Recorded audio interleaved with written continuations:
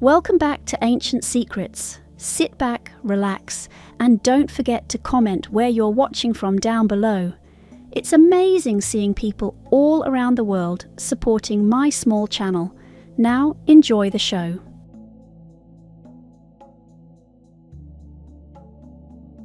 It is dawn on the Nile. A pale glow teases the edge of the eastern sky, then blooms into gold. The great river shimmers with the first light of day, and the desert beyond the green banks awakens under a blush of pink. In this magical moment, ancient Egyptians stood in silent reverence. On a temple roof across the water, white-robed priests raise their arms toward the horizon.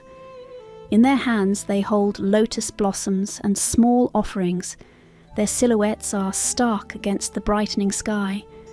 The air is cool and still, yet charged with anticipation. As the sun's disk breaks free of the horizon, a cheer of jubilation rises from the priests and the gathered people below. Incense smoke curls upward, carrying prayers into the heavens. "Behold!" the priests chant, voices echoing against limestone columns. "The Lord of Light comes.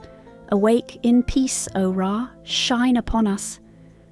The first rays spear through the morning mist, illuminating the faces of farmers in the fields and fishermen on their boats. Even the great pharaoh in his palace turns toward the east, allowing the newborn sunlight to bathe his regal face. For a moment, time stands still as all of Egypt greets the solar god. This is not merely another dawn, it is a daily resurrection, a sacred ritual as old as the civilization itself. Why did the ancient Egyptians praise the sun with such devotion?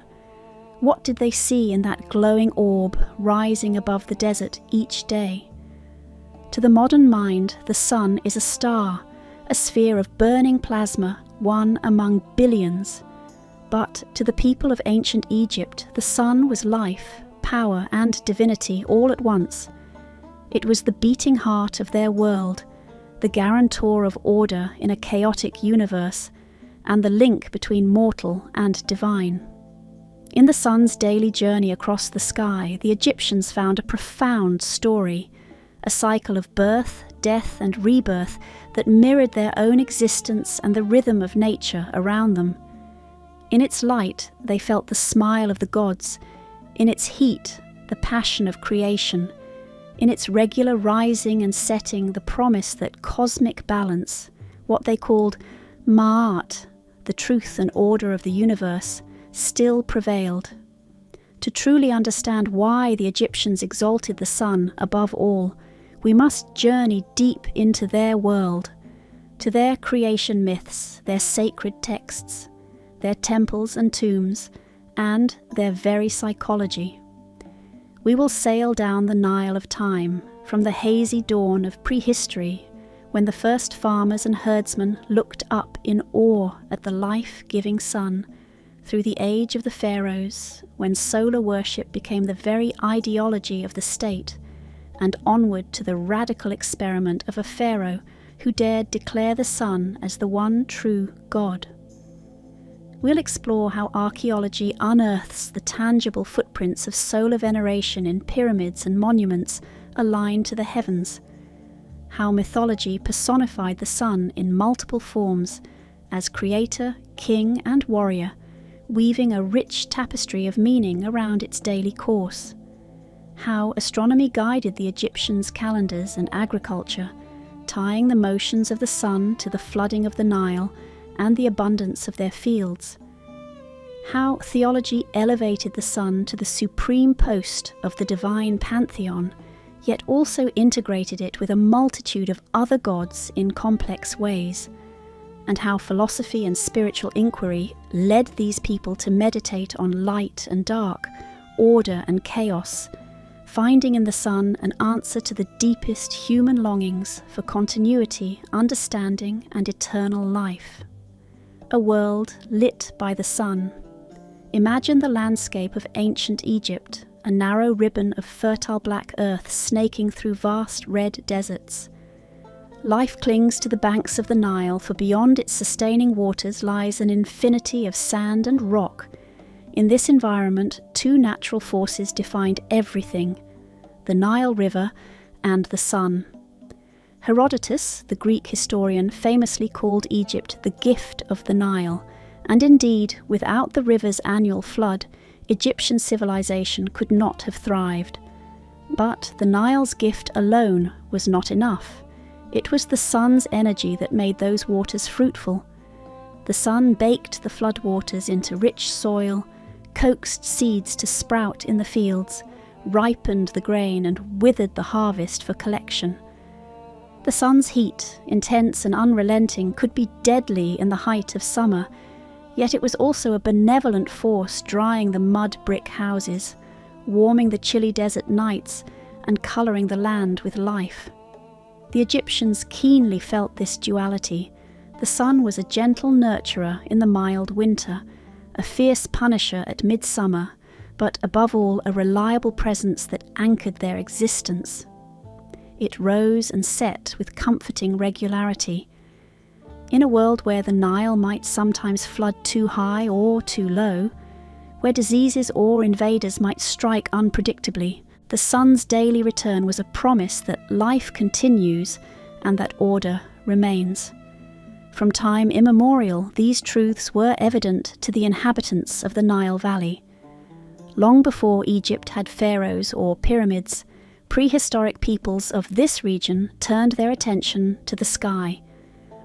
Archaeologists have found evidence suggesting that even pre-dynastic communities, the Neolithic ancestors of the Egyptians, paid special notice to the sun and stars. On a remote desert plain far to the south, at a place called Nabta Playa, stands a mysterious stone circle dating back perhaps 7,000 years. Its weathered megaliths appear to mark the summer solstice sunrise, the longest day of the year. Imagine those early people, cattle herders living on the desert's edge, watching the dawn on the day each year when the sun's rising point stopped creeping northward and began to move south again. They may not have understood the celestial mechanics, but they knew this heralded an important change: the onset of the summer rains far upstream, or the impending rise of the Nile waters. To them, the sun was already a cosmic timekeeper, a herald of seasonal change on which life and death could hinge. Aligning stones with the sun was a way to harmonize their lives with the heavens. Thus, before written history, the sun had already assumed a role as a guide and a godlike force in the minds of Nile dwellers. As small villages coalesced into the first kingdoms of Egypt around 3000 BCE, solar worship likely grew in complexity and scope. Though concrete records from those earliest dynasties are scarce, later traditions hint that even then the sun was revered as a supreme power. Early Egyptian religion was animistic, attributing spirits or deities to natural phenomena like the river, the sky, and of course the sun. The earliest gods included Horus, the falcon sky god, who was closely associated with the sun and the kingship. Indeed, the reigning king was called the living Horus, suggesting that the pharaoh was a manifestation of this sky deity who carried the sun in his right eye. The myth held that Horus's right eye was the sun and his left eye the moon. But soon another name for the sun appears in the record, Shah-Ra, sometimes spelled Re. By the time of the Second Dynasty, around 28th century BCE, we find royal names like Ra-En-En-Eb, Ra is my lord, indicating that the sun god Ra had risen to prominence. It is likely that a cult venerating the sun existed since pre-dynastic times, only growing more formalized as Egyptian society developed. Why the sun? One might ask why the sun, out of all natural forces, became the dominant deity of Egypt so early on. The answer lies in a convergence of practical and existential reasons. Practically, as we've seen, the sun was essential to agriculture, in a land with almost no rainfall. The Nile provided water and soil, but the sun provided energy and timing. Every year, farmers sowed their crops in the moist earth left by the flood and prayed for sunny days to bring the growth. Too little sun meant a weak harvest. Too much could mean drought. So pleasing the sun, or at least acknowledging its power, was logical. But beyond the practical, there was a mystery to the sun that captivated the human imagination.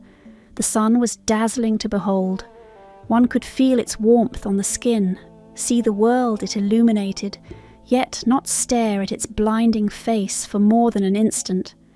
It was distant, yet intimate, appearing to the east like clockwork and disappearing in the west with equal consistency. The contrast between day and night, the comfort of daylight and the vulnerability of darkness, gave the sun's daily rise and set a dramatic, almost moral dimension. Light was safety, darkness danger. Light was order, darkness chaos. The Egyptians, like many ancient peoples, felt this viscerally. When dusk fell, their world truly did change. Nocturnal predators roamed the deserts. Without electric light, the night was deep and absolute. Sitting by their flickering oil lamps or campfires, they surely longed for the dawn. And when dawn came, it was nothing short of miraculous. The sky bleeding orange and red, the first beams slicing over the palm trees, the chorus of birds erupting, a daily deliverance from fear. It is little wonder that they came to personify the sun as a god who battles through darkness to be reborn, a saviour who returns each morning to scatter the forces of night. The cosmic drama of day and night. For the ancient Egyptians, the sun was not a mere ball of fire in the sky. It was a living deity who took on different forms through the cycle of day and night. They visualized the sun's journey as a grand divine drama that repeats every 24 hours, a drama that is both natural and supernatural, weaving reality with myth. In their artistic and religious expression, they gave the sun many names and faces, each reflecting a phase of its journey and an aspect of its character.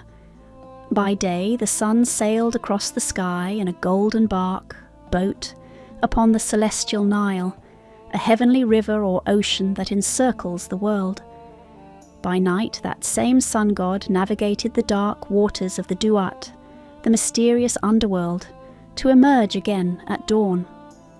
Let's follow this journey as an Egyptian might have understood it, meeting the sun's various guises along the way. Dawn. In the cool twilight before sunrise, the sun god is known as Khepri. Khepri is depicted as a scarab beetle, or as a man with a scarab for a head. Why a beetle? The Egyptians observed the dung beetle rolling balls of dung across the ground and saw a metaphor for the sun's movement. Just as the scarab tirelessly pushes its ball, so Khepri rolls the sun disk up from the horizon each morning. More intriguingly, young dung beetles emerge seemingly spontaneously from those balls of dung. In reality, the eggs were laid inside. So the Egyptians believed the scarab was self-created, generating life out of nothing. Thus, Khepri symbolized the morning sun as newborn and self-renewing, an image of rebirth. His very name, Khepri, means to come into being, or the one who becomes. At dawn, Khepri the scarab is pushing the solar orb up out of the embrace of the earth. In hues of purple and rose, the Egyptians saw the first hints of Khepri's efforts. The lotus flower, which blooms at dawn, was a symbol of the newborn sun as well. In some creation myths, a giant lotus rose from primordial waters and revealed the infant sun god sitting at its heart, just as a real lotus opens to show its golden center. For Egyptians awakening at sunrise, Khepri's triumph over darkness was deeply felt. One ancient hymn dramatically praises the rising sun. Hail thou Aten, Lord of rays, who rises on the horizon day by day. It begins, It goes on to describe how at night all lay in darkness, as if in death, people in their beds, no one seeing their neighbour, while predators prowled and snakes bit. Then, the earth becomes light when you rise in the horizon. Men wake, stand upon their feet, for you have lifted them up. They wash and dress, their arms uplifted in praise at your appearing. In these words, inscribed over 3,300 years ago in the tomb of the pharaoh, Akhenaten's courtier, we hear how vivid and joyous the dawn was to the Egyptian heart. It was literally a daily resurrection, a fresh beginning bestowed by the sun. Noon, as the sun climbed higher and the day grew bright and hot, the sun god took the form of Ra, or Re. Ra is the most famous and important of the Egyptian sun deities, often shown as a strong man with the head of a falcon, crowned with a blazing solar disk encircled by a cobra.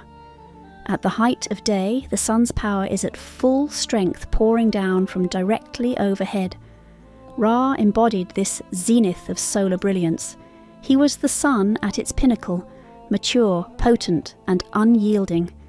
In one list of his forms, it said, "At morning he is Khepri, at noon he is Ra, at evening he is Atum." Ra's falcon head signifies his link to the sky, like Horus the falcon, and the cobra around the sun disk, the uraeus, represents the sun's fiery protective might, ready to spit venom at any who threaten the cosmic order. The Egyptians often simply called the sun by the name Ra, which also meant day in their language. This suggests how synonymous the sun and daylight itself were with the god's identity. At noon, the world was flooded with light, nothing hidden from Ra's gaze. The sun high in the sky could be mercilessly hot in Egypt. Travellers in the desert at midday felt Ra's wrath as their skin burned and throats parched. But that very intensity also made Ra kingly and awe-inspiring. He was often titled Ra Horakti, meaning Ra, Horus of the two horizons, to signify his dominion from the eastern horizon of morning to the western horizon of evening. In art, he can appear enthroned in his solar boat, surrounded by other gods who accompany him as crew, sailing the ocean of the sky. As midday Ra, the sun god was typically benevolent, shining equally on all lands, giving light and life. The absence of shadows at noon symbolized clarity and truth. Thus Ra was also associated with justice. The sun is the bestower of light and life to the totality of the cosmos. With his unblinking, all-seeing eye, he is the stern guarantor of justice, writes one historian. Under Ra's bright eye, wrongdoers have nowhere to hide, a concept Egyptians took to heart. They believed Ra could see everything that happened in the world, and as a just king he upheld Ma'at, punishing the wicked eventually. Many pharaohs, seen as earthly representatives of Ra, prided themselves on being just, and were often depicted making offerings of Ma'at, personified as a small goddess with a feather, to Ra, indicating that the king offers truth to the sun, and the sun in turn maintains the world's order. Sunset. As the afternoon waned and the sun neared the western horizon, the Egyptians saw their solar deity aging and transforming once more, now into Atum. Atum was portrayed as an elderly man, sometimes wearing the double crown of Egypt, sometimes leaning on a staff. He could also appear ram-headed or even as a scarab at times, but his primary identity was as the setting sun and a creator god.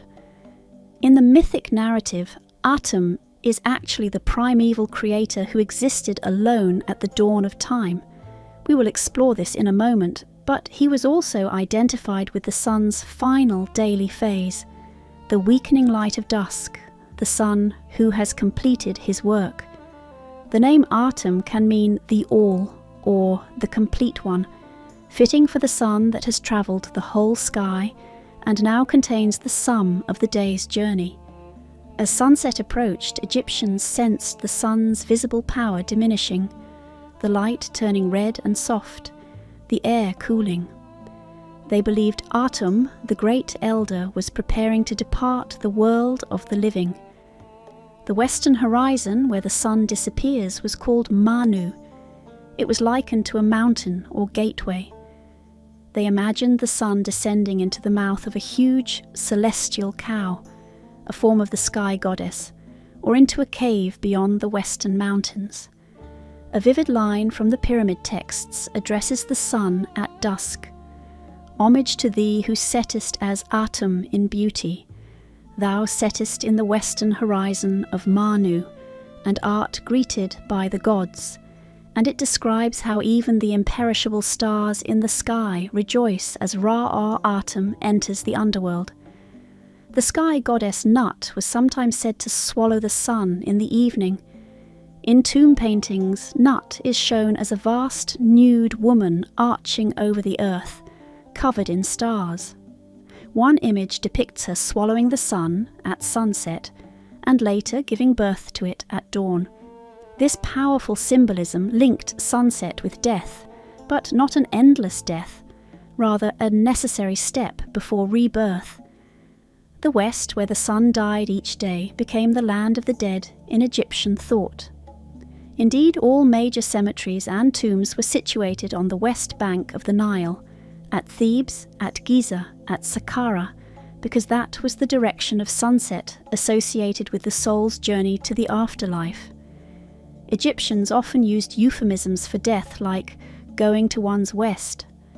As the sun set, families might pause to bid it farewell, perhaps with a mix of gratitude and apprehension. Thank you for the day's light, return safely again. The world was about to plunge into darkness. Would the sun make it through the perilous night and rise again? They trusted it would, but that trust was reinforced by elaborate myth and ritual. As we shall see, the Egyptians did not simply assume sunrise would come.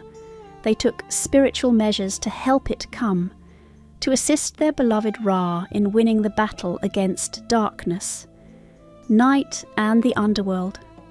The moment the sun vanished below the horizon, the visible deity was gone, yet the Egyptians knew he was not truly extinguished.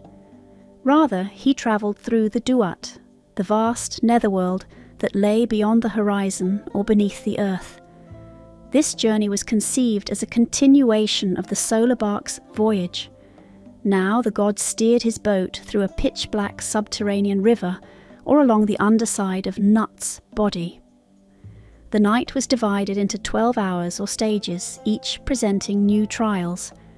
The most comprehensive account of this journey comes from funerary texts of the New Kingdom around 1500 to 1000 BCE, such as the Amduat, Book of What Is in the Underworld, and the Book of Gates, which were painted on the walls of royal tombs like cosmic comic strips for the deceased pharaoh to follow. In these texts we see the sun god in his night form, often called Ra still, or sometimes addressed as Osiris Ra, since at night he fused with Osiris, lord of the underworld and of the dead. Let's unpack that. Osiris was a separate deity, the god of fertility, death and resurrection, who ruled the Duat as a kind of king of the afterlife. The Egyptians envisioned that when the sun set, Ra, in a sense, died like a mortal and entered Osiris's realm. At the darkest midpoint of night, Ra's power was at its lowest ebb, and at that moment he and Osiris merged. One might picture it as the sun's soul meeting the soul of the dead, a profound union of two great gods representing life and death. Through this union, Ra received a renewed life force from Osiris, who embodied regenerative powers, and Osiris, in turn, got the illumination and vital energy of Ra. Together, they ensured that both the sun would rise again, and the dead, symbolized by Osiris, would eventually be reborn. An ancient text put it succinctly: The sun god spent the 12 hours of the night travelling in the underworld, ultimately merging with Osiris, the primary funerary deity. The journey was treacherous, and the sun god faced his enemy, Apophis, who threatened him nightly. Apophis, the arch-villain of the piece. Also called Apep, this was a gargantuan serpent, embodiment of chaos, Isfet, who lurked in the darkest pits of the Duat, waiting to attack Ra's boat. Every single night without fail, Apophis would attempt to devour the sun or halt its voyage, which would spell doom, eternal night, the end of the world.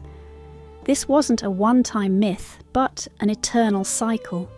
Apophis was never permanently killed, only subdued, and he rose again each night to try anew. The imagery of these battles is dramatic. Picture Ra standing at the helm of his bark, flanked by gods like Seth, the god of chaos, who oddly enough defended the sun against Apophis's greater chaos, and Isis, armed with spears and spells. The serpent coils out of the darkness, its scales blotting out stars, its jaws open to engulf the boat. A fierce fight ensues, thunder echoes, for storms were seen as echoes of this cosmic fight. Waters churn. Ultimately, Ra's allies prevail. Seth's spear or Isis's magic slices through Apophis, who writhes and is dismembered. The sun bark continues its course, but Apophis, being a creature of chaos, cannot truly die. By the next night, his demonic body knits itself back together, awaiting another clash. To the Egyptians, this story was more than myth. It was moral allegory and ritual imperative. It meant that order, Ma'at, is always fighting off chaos, and each day's sunrise is a victory that should never be taken for granted. If one morning the sun did not rise, it would mean Apophis had won, and the cosmos had collapsed into disorder. This horrifying prospect impelled the Egyptians to do everything possible to help Ra. Priests performed nightly rituals to aid Ra in his underworld war. They crafted wax figurines of Apophis, ritually cursed and destroyed them, hacked them with knives, and burned them while reciting spells of annihilation. These banishing of Apophis ceremonies were carried out regularly, perhaps at sunset or sunrise, to ensure the sun's safe passage. One text in the British Museum instructs priests on how to draw images of Apophis and then ritually trample and burn them to bind the serpent's power. The Egyptians even interpreted eclipses as temporary victories of Apophis. When the sun disk was blotted out, it was as if the serpent had coiled around it. But since eclipses passed, they believed the gods quickly rescued Ra and sliced open Apophis's belly to free the sun. Imagine the panic and fervent prayers an eclipse might have sparked. The sky growing eerily dim in daytime, people wailing and clanging drums to scare off the serpent, then cheering in overwhelming relief as the light returned. Every dawn in Egypt was, in this cosmic perspective, the triumphant conclusion of a harrowing journey. Ra has defeated the dragon, order has overcome chaos, and the world can continue for one more day. Finally, in the pre-dawn hour, the sun prepared to be reborn. According to some myths, the solar bark would approach the eastern horizon from beneath, and there a wondrous event took place. Sometimes it's said that Nut, the sky goddess, gave birth to Ra just before sunrise. She, pregnant with the sun through the night, now labours and brings him forth as a radiant child. Other accounts say a great scarab, Khipri, appears to push the sun out of the underworld. One striking image from the Book of Gates shows a giant scarab beetle actually rolling the sun disk up from between the legs of Nut, who is shown upside down with her legs to either side, a symbolic rebirth canal, while nearby the goddesses of the east and west look on. In another version, a giant lotus blooms in the dark waters, and from it emerges a divine infant, the young sun, sometimes depicted as a child with a side lock of youth, sucking his thumb, often seated on that lotus. The Egyptians loved this image of the sun's innocence at dawn. One statuette from Tutankhamun's tomb shows the boy king Tutankhamun himself merging with this motif, depicted as a tiny child arising from a lotus, symbolizing the sun at creation and dawn. The lotus child cries out, and his tears, the myth said, became the first humans, a poetic way to express that humankind was born from the earliest sunrise. With the first light of dawn, the great cycle began anew. Ra, in the form of Khepri, now climbed back into the day. Sky, victorious and rejuvenated. This cyclical view of time, the endless repetition of day and night, struggle and victory, gave the Egyptians a sense that the universe was eternally renewing itself. Each sunrise wasn't just another day, it was creation happening again. The Egyptians literally equated dawn with the original moment of creation. In their texts, dawn is called the first occasion. They had multiple creation myths, but the most influential one, the Heliopolitan cosmogony, from the city of Heliopolis, the centre of sun worship whose Egyptian name was Iunu, begins with darkness and waters. In the beginning there was only none, the boundless primeval ocean that existed before anything else. There was no light, no sound, no time. Out of this watery chaos, a single mound of earth emerged, the Ben-Ben, an archetypal hillock that was the first land. And upon this mound, the sun god Atum brought himself into being. The pyramid texts, carved inside 5th dynasty pyramids around 2400 BCE, preserve perhaps the earliest record of this idea. One line hails Atum, saying, "You arose shining in the beginning when the world was still dark." Atum, who, as noted, is the same as the evening sun but here is cast as the first god, was self-created. Some versions say he simply willed himself into existence. Others, more humorously, say he sneezed or masturbated, producing the first gods from his bodily fluids, the idea being that nothing existed except Atum, so he had to use himself to create. At Heliopolis, a sacred stone called the Ben-Ben stone was venerated, likely a pyramid-shaped stone that symbolized this primeval mound, and perhaps the first ray of sunlight that struck it. The Ben-Ben stone may have been a prototype for both the pyramid shape and the obelisks later erected, pointed shafts that caught the first light of dawn. Indeed, one legend held that the Ben-Ben was the spot on which the sun's rays first landed on the first morning. From Atum's solo act of creation came the other elements of the universe. He produced the first divine couple, Shu, air, and Tefnut, moisture, by spitting them out or breathing them out. They in turn birthed Geb, earth, and Nut, sky, who then produced Osiris, Isis, Seth, and Nephthys, the gods who would play roles in human destiny. Thus the Ennead, or group of 9 gods of Heliopolis, was formed, all ultimately emanating from Atum, the sun. What's important is that light and the sun were central to creation. Atum was essentially a sun god creating the world. Some depictions even merge Atum with Ra in this context, calling him Re-Atum, to make explicit that it was the sun that first emerged from the chaos. A tomb painting might show the sun as a disk rising over the primordial waters, with a caption like, "The first sunrise." Egyptians would say at dawn, Ra comes into being in glory in the east, echoing the creation itself. Their word for the act of creation, keeper, was the same word as the name of Khepri, the scarab, who pushes the sun. Thus to create and to become, and to have the sun emerge were all conceptually linked. By aligning the daily sunrise with the moment of creation, the Egyptians imbued each day with sacred significance. every morning sun was not just a repeat of the last, it was the world being born anew. And this belief had real effects on their mindset and rituals. For instance, every morning in temples across the land, priests enacted elaborate dawn rituals to welcome the sun and awaken the gods.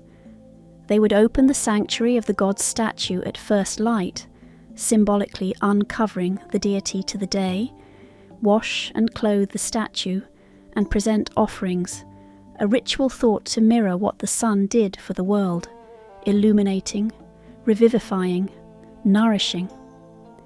There were even special shrines on temple roofs known as sun chapels, where priests could stand under the open sky at daybreak to perform hymns and burn incense as the sun rose. Imagine a priest atop the temple of Karnak at dawn. As the eastern horizon brightens, he faces it and recites a hymn to the rising sun. Such hymns survive on papyri and tomb walls. One says, "Awake in peace, O Ra, you who rise in the horizon, Lord of the sky. You shine bright in the morning, filling every land with your beauty. All the gods rejoice when they see you, King of heaven." The priest would light a torch or brazier with fresh fire, a symbol of the first sunrise, and carry it into the sanctuary to light up the Holy of Holies. Temples were constructed to accentuate these moments of solar contact. Many were aligned on an east-west axis so that on certain days, often the equinoxes or solstices, the sun's rays would shoot straight through the gateway and halls to illuminate the innermost sanctum. The temple of Amun-Ra at Karnak, for example, is angled such that at winter solstice, the sun's rebirth, at the end of the year's longest night, the sunrise illuminates the central shrine of the god. At Abu Simbel in Nubia, Pharaoh Ramesses II built a grand rock-cut temple, oriented so that twice a year, around February 22nd and October 22nd, believed to be his coronation and birth dates or related to the agricultural cycle, the rising sun beams down the deep corridor to light up the statues of the gods, and Ramesses himself among them, in the back chamber. Hundreds of modern visitors still gather at dawn on those days to witness that alignment, a testament to the enduring genius of those ancient architects who used the sun as their collaborator. By now it's clear that the Egyptians didn't just worship the sun abstractly, they integrated it into all facets of life, temporal, spatial, spiritual. The sun's cycle gave them their fundamental framework for understanding time. They divided the day into hours based on the sun's motion and the year into seasons partly guided by solar position and length of day. Interestingly, the Egyptian year was divided into 3 seasons: inundation, Akhet, growth, Peret, and harvest, Shemu, which were more tied to the Nile's cycles, but because the Nile flood coincided roughly with the heliacal rising of the star Sirius in July, rather than a solstice, their formal calendar wasn't purely solar. However, they keenly observed the solstices and equinoxes. The summer solstice, around June 21st, was significant because it roughly coincided with the rising of Sirius and the new year. At some temples, Abydos, Dendera, Edfu among them, the sun's position at solstice was marked by specific alignments. The Egyptians recognized that the sun's annual cycle, its slight shifting north and south and the changing length of day, affected the seasons even if their everyday calendar was civil, 365 days without leap years, and thus drifted over time. We see evidence in temple inscriptions and in the orientation of various sanctuaries that they celebrated or at least noted the solstice transitions, linking them to myths of death and rebirth. For example, the winter solstice, shortest day, was seen as the rebirth of the sun in the year's cycle, the time when days would start to lengthen again, analogous to the sun's rebirth at dawn. The Karnak alignment at winter solstice, illuminating Amun-Ra's statue, might have been part of a festival acknowledging that cosmic turning point. Though much of this is reconstructed by modern scholars through astronomical studies of temple orientations, it is consistent with how thoroughly the Egyptians sacralized the solar cycle. Ra, the supreme sun, God and creation's king among all the forms of the sun, Ra, Re, eventually became preeminent. We've met Ra at midday, we've heard of him as Ra Horakti and as Re-Atum at sunset. But Ra was more than a time-of-day deity. He evolved into the overarching sun god par excellence, often effectively representing the sun at all times. From very early on, Ra was identified as the creator of everything. A text from the New Kingdom proclaims, "One by himself alone didst thou come into being from the primeval waters of Nu. Thou hast made all that is, the earth, men and women, cattle, beasts, all that walk or fly." This was addressed to Ra. He was the demiurge, the one who began the creation, either as Atum or in tandem with Atum. The epithet Ra, father of the gods, is common, implying all other gods ultimately descended from him, as the Ennead myth suggests. Ra's central place in Egyptian religion solidified early. By the 4th dynasty, circa 2500 BCE, pharaohs were actively linking themselves to Ra. King Djedefre, son of Khufu, the builder of the Great Pyramid, took the title Son of Ra, Sa-Ra, as part of his royal titulary, the first we know to explicitly do so. This marked a new ideology. The pharaoh was not only the incarnation of Horus in life and Osiris in death, but also the literal offspring of Ra, the sun. Every king thereafter adopted the title Son of Ra, Lord of the Two Lands. Name. To the Egyptians this was not metaphorical. They truly believed the king's authority derived from the sun god. Royal mothers were sometimes depicted being impregnated by the radiance of Ra to conceive the future king.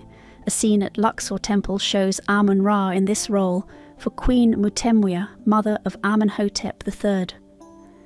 Earlier, a Middle Kingdom tale preserved in the Westcar Papyrus tells how the first 3 kings of the 5th dynasty were the triplet sons of the sun god Ra, born to the wife of a high priest of Ra.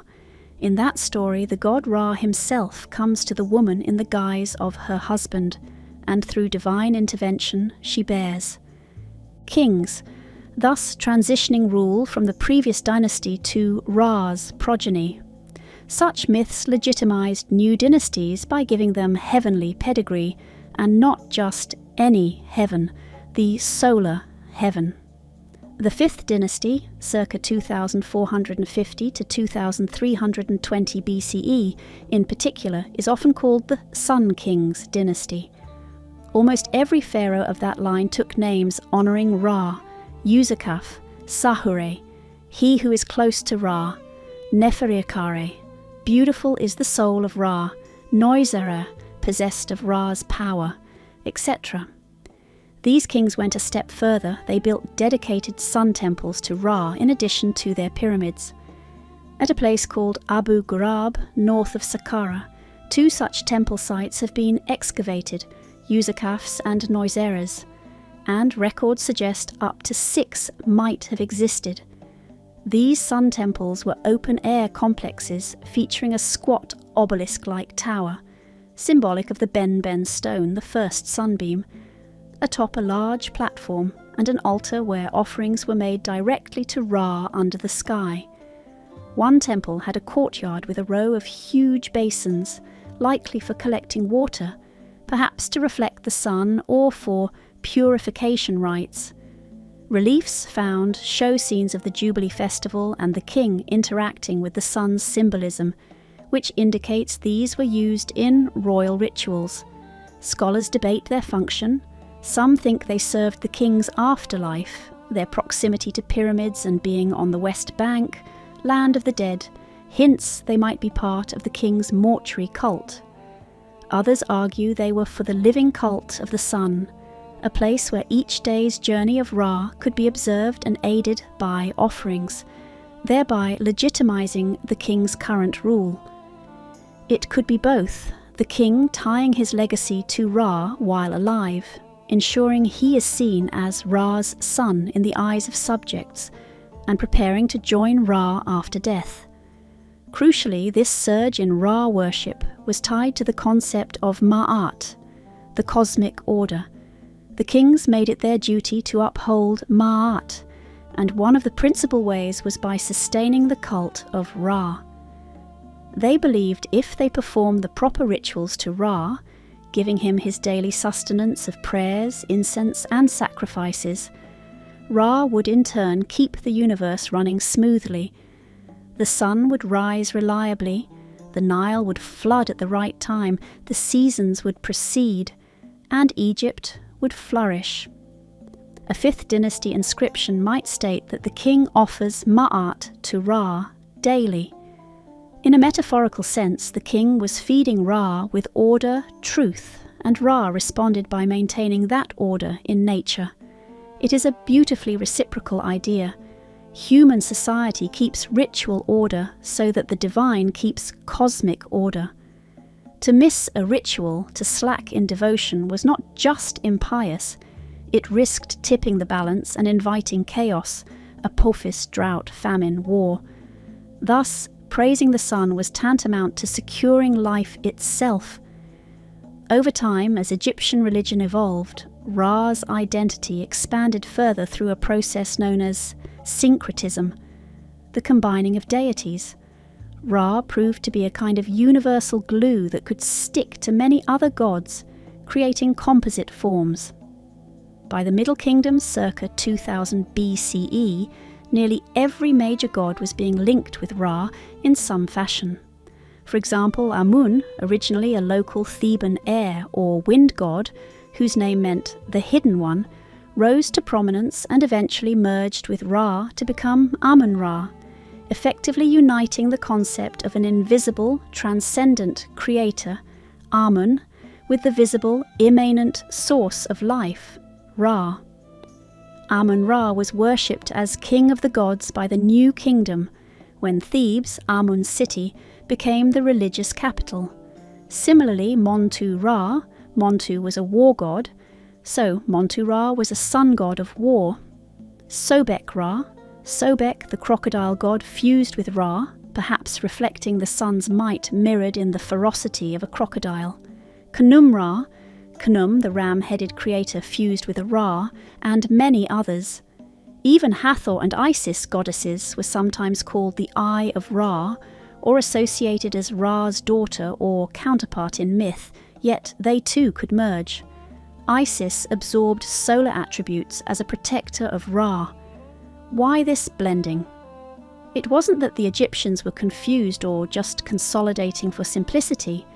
Rather, they saw the divine world as fluid and interconnected. Ra's light was so universal that any god could be seen as just one facet of Ra's radiance without losing their own personality. As the scholar Jan Assmann noted, Ra served as a kind of universal god because his light literally touched every corner of the land and every being. He was omnipresent in the daylight and all-powerful as the creator, so it was natural to conceptualize that other gods lived through Ra or were aspects of Ra when it came to cosmic functions. The sun was, after all, the center of the observable universe for them. One dramatic expression of this idea appears in the Litany of Re, a New Kingdom text first found in the tomb of Thutmose III, circa 1450 BCE, which lists 75 different names or forms of Ra. The text basically says Ra is one and Ra is many. He is Khepri, Ra, Atum, he is the lion at dawn, the heron, Bennu bird, at dawn. He is the ram in the west, he is the maker of eternity, he is the soul of Osiris, etc., an extensive catalogue of syncretic identities. To recite the litany was to acknowledge that the sun subsumed all these divine powers. So comprehensive was Ra's nature that an idea began to form. Could Ra be not just supreme, but soul, light of the Aten, Akhenaten's radical worship? About 1,000 years after the pyramid texts were carved, in the 14th century BCE, a pharaoh of the 18th dynasty named Amenhotep IV ascended the throne. Influenced perhaps by generations of priests and theologians who had contemplated Ra's greatness, this king made an extraordinary leap of faith. He declared that the sun alone was God, not just the highest God, but the only God worth worshipping. He changed his name to Akhenaten, meaning servant of the Aten, and embarked on what some call history's first experiment in monotheism, or at least monolatry, exclusive worship of one God.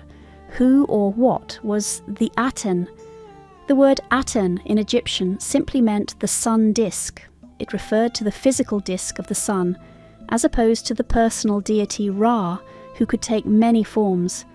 The Aten had been mentioned as far back as the Middle Kingdom as a generic term, even invoked in some hymns. But Akhenaten elevated this Aten to a new status. The Aten became the sole god, depicted not in anthropomorphic form, but as a literal golden sun disk with rays streaming down. Each ray ended in a tiny hand, often shown extending the symbol of life, the Ankh, to the nostrils of the king and queen. It was a striking new iconography, a god with no face except the sun itself, reaching out with dozens of warm, life-giving hands. Akhenaten shut down the temples of Amun and the other gods, redirected resources to the Aten's worship, and even built a completely new capital city in Middle Egypt, which he named Akhetaten, horizon of the Aten, known today as Amarna. There, under the open sky, he and his beautiful wife Nefertiti led a religious revolution, praising the sun from dawn till dusk in open-air temples with no roofs, for the Aten was best worshipped directly under its light. What drove Akhenaten to such a drastic break with tradition?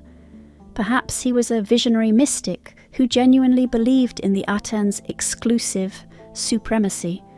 Perhaps he was also motivated by a desire to curb the powerful Amun priesthood and centralize religious power under himself, the Aten's prophet.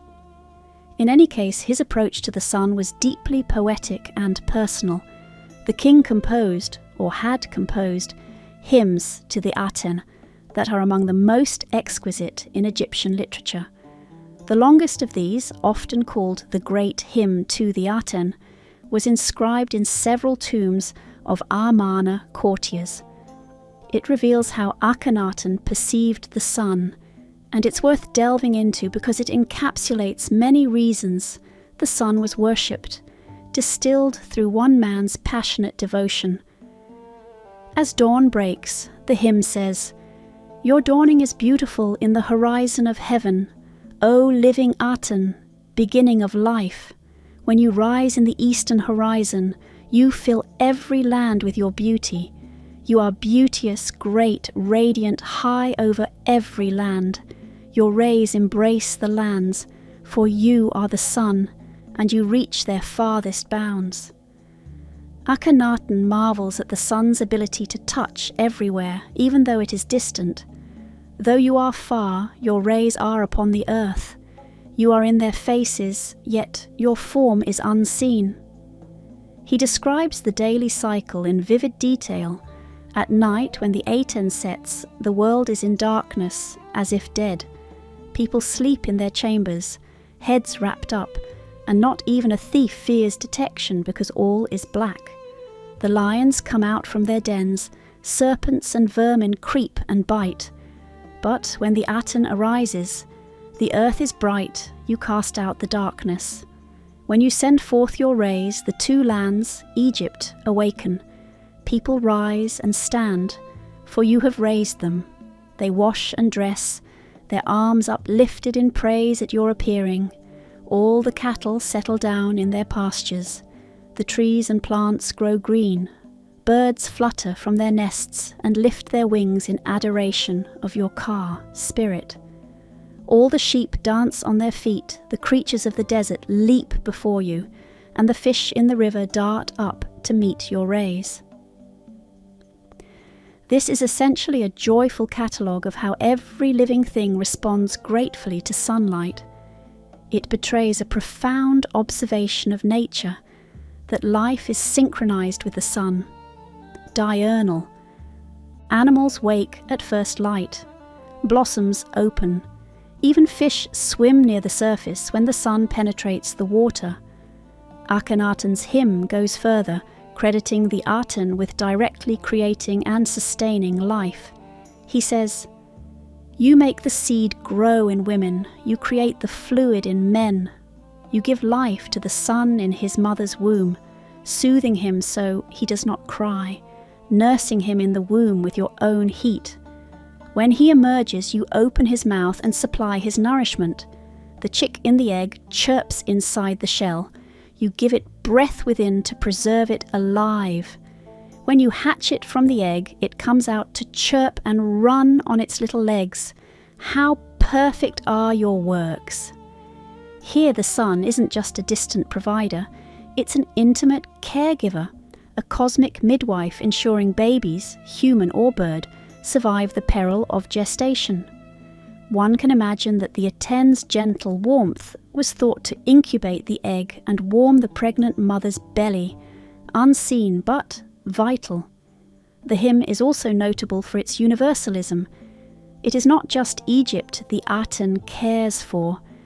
Akhenaten notes that Aten created the nations of Syria and Nubia as well, giving all people their diverse languages, skin colours, and customs, yet providing for all of them with sunlight and the natural world. He even mentions that Aten placed a Nile in the sky for foreign lands, i.e. rain, and the real Nile that flows from the underworld for Egypt. This is a brilliant theological explanation.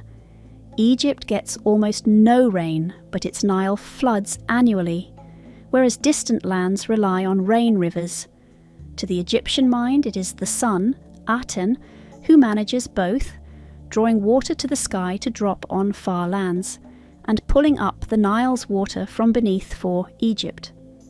So everywhere the Aten feeds and sustains life. The hymn repeatedly calls the Aten the one God, with refrains like, "O sole God beside whom there is none, and you alone are God, shining in your form of the living Aten, dazzling far yet near." Akhenaten boldly states that no one truly knows the Aten except the king himself. Your son, Neferkeperur Wayan-Re, Akhenaten's throne name. The king claims a unique understanding, as if to say, others see the sun and get life from it, but I have perceived the true singular divinity behind it all. This exclusivity was part of his creed. He acted as the sole intermediary, the high priest of the Aten for the nation. Each evening Akhenaten and Nefertiti would watch the sun descend behind the horizon cliffs of Amarna. One can imagine them standing on a balcony of their palace, a scene actually depicted in some art, watching the golden disk sink and the rays withdraw their blessed hands. It was bittersweet.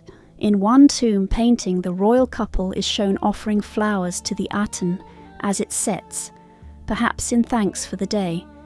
Akhenaten's beliefs did not fear the sunset per se, for he emphasized the daily rebirth aspect more than the underworld drama. In fact, the Amarna religion rejected the old underworld-focused practices. No more Osiris, no more elaborate tomb rituals to join the sunboat at night. Instead, they focused on the here and now, the living world under the sun. The king even changed funerary texts to address the Aten rather than Osiris. For about 17 years, this unusual focus persisted. But after Akhenaten's death, his son, the famous Tutankhamun, originally named Tutankhaten, restored the old order. The temples of Amun reopened, the capital returned to Thebes, and the Aten cult was largely abandoned. Later pharaohs, embarrassed or angered by Akhenaten's heresy, called him the criminal of Amarna and tried to erase his memory, chipping out his name and images. They even waged a propaganda war claiming that under Akhenaten the land had fallen into disarray, perhaps drought or neglect had occurred, and only by appeasing Amun and the traditional gods could Egypt be righted. Akhenaten's city was left to crumble in the desert, so ended Egypt's brief flirtation with monotheism centered on the sun. Yet, interestingly, the legacy of Akhenaten's theology didn't disappear entirely. Elements of it seeped subtly back into mainstream religion. The idea of one God manifesting in all creation perhaps influenced later thought about the hidden unity of the divine. The term Aten remained in use simply to mean the sun's disk, but the poetry of Akhenaten's hymns survived on some level. For example, Psalm 104 of the Bible, written centuries later, has uncanny parallels to the great hymn to Aten in describing how all creatures rely on the sun and God's provision, leading some to speculate that the psalmist knew of the Aten hymn or its sentiments. If nothing else, Akhenaten had demonstrated the ultimate exaltation of the sun, to deem it so worthy that one could discard all other deities in its favour. It was a step too far for Egyptians of the time, but it underscored dramatically why the sun commanded such veneration. It alone visibly had the qualities one might attribute to the supreme deity, singular, sustaining, unifying, unfailing, most of the time, the source of all life, the sun in the afterlife and royal destiny. We've touched on the sun's importance in funerary belief while exploring the underworld journey, but let's delve a bit deeper. For the Egyptians, a key reason to praise the sun was the hope of immortality it offered. Death was a great uncertainty, a plunge into darkness like the setting sun. But just as they trusted the sun to rise again, they hoped that they too, after setting in death, could be reborn in a new dawn of the afterlife. The sun's cycle provided a powerful analogy and mechanism for this hope. Early on, in the pyramid texts, which were spells reserved for the pharaoh's tomb in the Old Kingdom, many utterances are aimed at attaching the pharaoh's soul to the sun's journey. One spell might conjure a ladder for the king to climb to the sky to join Ra. Another might transform the king into a bird or a beam of light, so he can fly up and accompany the solar bark. "Behold, O Ra, your son comes to you," one text proclaims. "King Unas comes to you, that he may stride in your steps in the sky, as you go forth in darkness and emerge in light. He is with you, united in the darkness, that he may rise on the horizon with you, where you shine as the morning sun." Ma'at. In this poetic metaphor, the deceased king is hitching a ride with Ra, going through the darkness together and rising at dawn together. Another dramatic pyramid text spell calls on the sun directly. "O Ra, take the king with you in your boat, that he may sail the sky and never perish." The king, being divine, had the privilege of joining Ra's crew, or even merging into Ra's own identity. One late Old Kingdom pharaoh even took the name Nebhperur, Lord of Ra's appearances, indicating he saw himself as one with the sun's daily epiphanies. By the Middle Kingdom and New Kingdom, this solar afterlife was democratized to some extent. Now, even commoners, if they could afford the proper coffin texts or books of the dead, had spells to go forth by day, a phrase meaning to become an akh, effective spirit, who can leave the tomb and see the sunlight again. A typical vignette on a papyrus shows the deceased being lifted up by a scarab or emerging from a tomb to bask in the morning sun. The text might include an address to Ra, such as, "Hail Ra in your rising, grant that my soul may ascend to the sky and behold your beauties. Let me travel in your boat in peace. Let me join the never-setting stars and not perish. Indeed, one of the happiest fates for an Egyptian soul was to become an imperishable star. Those are the circumpolar stars that never dip below the horizon, symbolizing eternity or to be part of Ra's retinue in the heavens. In many New Kingdom tombs, we find the deceased depicted in the presence of Ra or praying to the sun. A lovely example. Some coffins had the interior of the lid painted with the sky goddess Nut arched overhead, as if the dead is lying inside Nut's body. Often Nut is inscribed saying to the deceased, "I receive you, I enfold you. I am Nut, I will give you birth every day like the sun." The idea is that the coffin is a womb of Nut, and the deceased will be reborn each day, just like she births Ra each morning. This is a profound promise. The sun's cycle guarantees that death is not permanent. Morning will come. The heart of the Egyptian afterlife was about renewal, not static paradise. They didn't long for an eternal harp-strumming existence. They longed for cycles of renewal, to die and be reborn, as crops do, as the sun does, as Osiris does via his son Horus. So praising the sun was also a way of saying, "See us, Ra, and include us in your cycle of resurrection. Don't leave us behind in the darkness." Even the architecture of tombs embraced solar symbolism. The pyramids themselves, with their triangular sides, were often associated with the sun's rays. Some scholars suggest that the pyramid shape was a stylized ray of sunlight descending to Earth, or the shape the sunlight takes as it breaks through clouds. Think of crepuscular rays. The pyramid capstone, often gilded, would flash in the sun, perhaps representing that Benben, stone of Heliopolis, where the sun first shone. In the Valley of the Kings, tombs were cut into the western cliffs, and the valley itself has a natural peak, Al-Qurn, that is shaped like a pointed pyramid or obelisk. When the sun sets behind that peak, one can imagine the effect on a believing Egyptian. The sun settles into that pyramid mountain, pouring its essence into all the tombs hidden below it, including the pharaohs, to charge them with life for the long night until the soul might rise again. In temple reliefs, pharaohs are often shown holding up a small figure of Ma'at, the goddess of truth or order, to Ra or Amun-Ra. This represents the king offering the god what is most desired, Ma'at, and in return the sun god grants the king the rule of the world. One text has Ra telling the king, "As you uphold Ma'at, I make you eternal like me."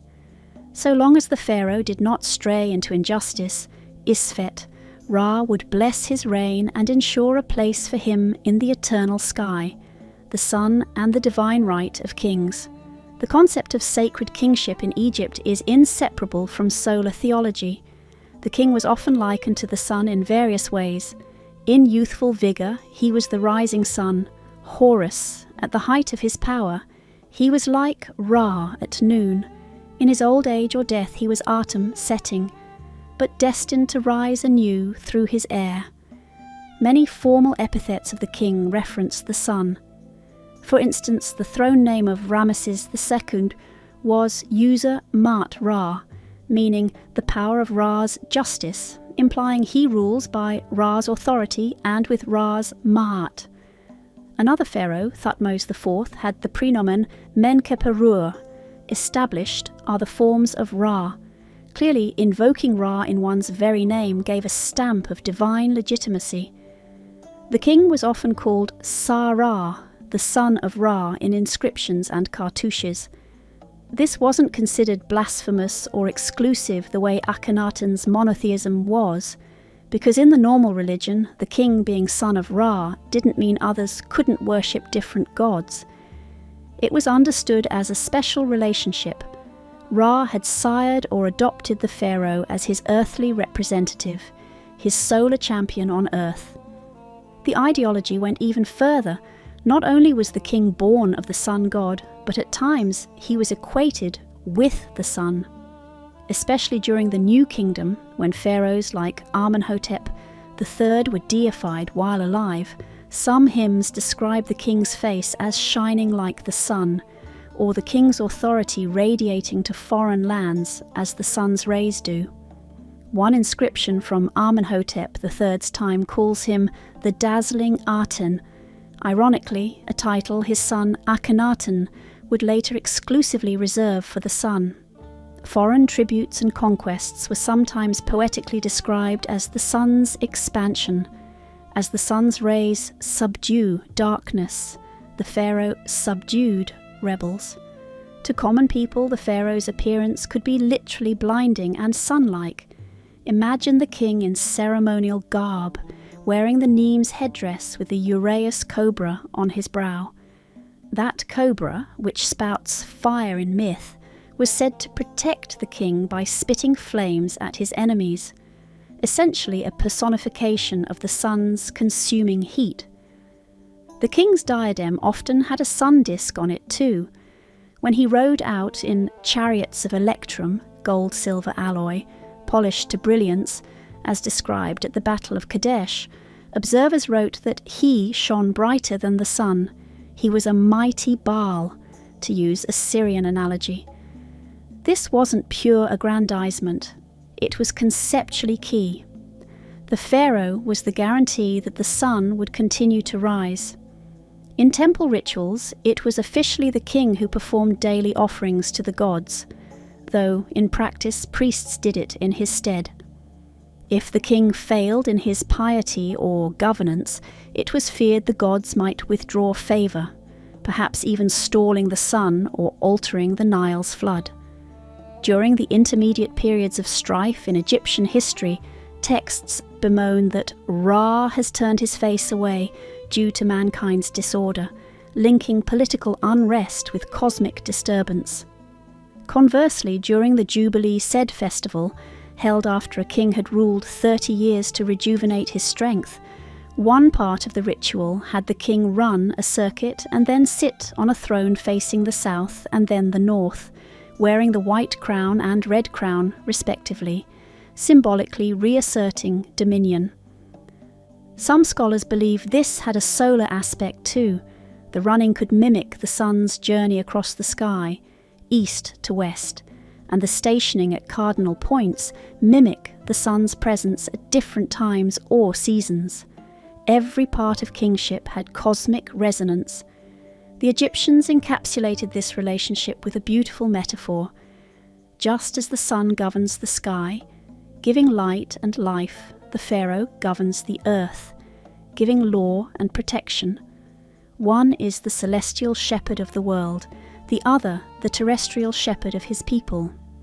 In fact, in literature, the kings are often referred to as the good shepherd of the people. Long before biblical tradition, this image existed in Egypt. It ties to the idea expressed in the hymn to Ra, where the sun is called O Good Shepherd, who protects the weak.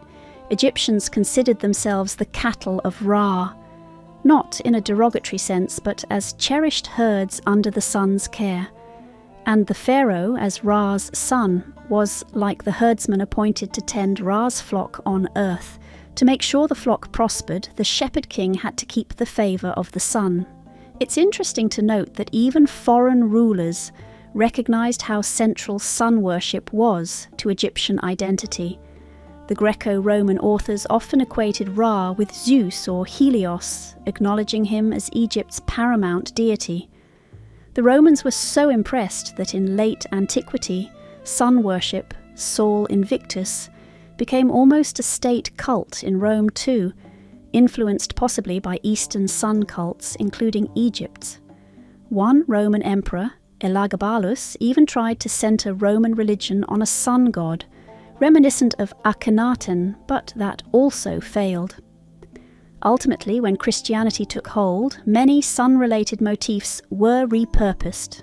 The idea of a single god sun, born at winter solstice, December 25th was originally the feast of Sol Invictus, is a curious parallel often noted. Light and wisdom, truth and justice.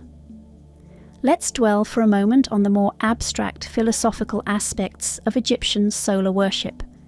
The Egyptians didn't write analytical philosophy the way the Greeks did, but their hymns and proverbs convey a philosophy nonetheless, a way of thinking about life, virtue, and the divine grounded in observations of nature. Light was naturally associated with knowledge and consciousness. They portrayed human souls, the Bia, as birds that needed light to see their way, hence why going out by day was the term for being able to move in the afterlife. To be in the dark, in the duat, was pitiable, whereas to bask in sunlight was joy, as a tomb inscription reads, "May I walk every day in the field of reeds, paradise, with the sun upon my face and breeze in my hair." The sun, illuminating, was a symbol for clarity and understanding. Pharaoh Akhenaten, in one inscription, mused that Aten's light enabled people to discover things, to work with their hands, to navigate. Without it, nothing could be done. In a sense, they intuited what later philosophers did, that light equals reason, chaos equals darkness. Their word Maat, order, truth, is often depicted as a bright ostrich feather or a brilliant concept that Ra rests upon. One New Kingdom text declares, "Ra lives by Maat, and Maat lives by Ra," implying truth and light are codependent. There was also the idea of the sun as an eye, specifically the Eye of Ra. In Egyptian myth, the Eye of Ra is a female aspect of the sun god, often personified by goddesses like Hathor, Sekhmet, or Wadjet. The eye could roam independently of Ra, usually to enact his will. For example, when humanity plotted rebellion against Ra, in the story Destruction of Mankind, Ra sent his eye, in that tale manifesting as the lioness goddess Sekhmet, to punish humanity. Sekhmet's bloodlust nearly exterminated humankind until Ra stopped her by tricking her into drinking beer dyed red as blood, which made her drunk and docile. This myth shows an interesting dimension. The sun's fury, Sekhmet, can be catastrophic if not checked by mercy. It's as if the Egyptians acknowledged that too much sun, literal or figurative, can be harmful. Therefore they built in the idea of Ra's benevolence and mercy tempering his righteous anger. In any case, the Eye of Ra became an epithet for anything that meets out Ra's will, including Pharaoh, sometimes called the Eye of Ra on earth. Because the sun sees everything, the eye became a symbol of omniscience and vigilance. There's a poetic line in one text, "Ra, your rays are in sight of every eye, yet no one can see your face." It captures a mystical idea. God, the sun, can see all with his rays as eyes, but mortals cannot fully see God. We are all illuminated by truth, but we cannot stare at truth head-on without being blinded. This humility in the face of the sun's mystery may have nurtured a spiritual mindset of wonder and piety. Even as they daily interacted with the sun as a predictable force, the Egyptians never lost a sense of awe that this bright disk could be so powerful and yet so regular. Maat, order, truth, justice, as mentioned, was intimately linked with the sun. There was a saying that the sun rises and sets on Maat. In one hymn we saw, Ra rests upon Maat, meaning his entire cycle is anchored by cosmic law. In temples, the daily offerings often included presenting a tiny statue of Maat to Ra to reaffirm that harmony. Pharaohs prided themselves on being beloved of Ra for upholding Maat in the two lands, Upper and Lower Egypt, and in the famous weighing of the heart scene of the Book of the Dead, where a deceased's heart is weighed against the feather of Maat, guess who is often shown presiding over or watching the scales. Ra in form of Re Horakti, or Osiris, or both. If a heart is lighter than the feather, meaning the person lived truthfully, it was said that the person goes forth in the sunshine among the righteous. If heavy with sin, the heart was devoured, and the soul cast into darkness. Thus, moral truth and sunlight were rewards intertwined. To live in sunlight was a metaphor for being vindicated and welcomed into the company of gods. The sun's reflection in art and architecture. We've already touched on how temples were aligned with celestial events, how pyramids and obelisks carried solar symbolism, how tomb art depicted solar cycles. Let's highlight a few more examples of how deeply the sun was embedded in Egyptian creative expression. Obelisks. These were tall, slender, four-sided pillars, tapering to a pyramidal point, often carved from a single block of granite and erected in pairs at temple entrances. Every obelisk was like a frozen ray of sunlight. The pyramidion at the top was frequently gilded to catch the sun's first and last light of the day. In Heliopolis, the great temple of Ra, called Per-Ra, House of Ra, had numerous obelisks. One still stands in Cairo, removed to a city square, originally erected by Ancientsecretsdoc almost 4,000 years ago. Its inscriptions praise Ra and mention the king as beloved of Ra. Obelisks were essentially monuments to the sun's glory, and by inscribing their dedications, kings associated themselves with that glory.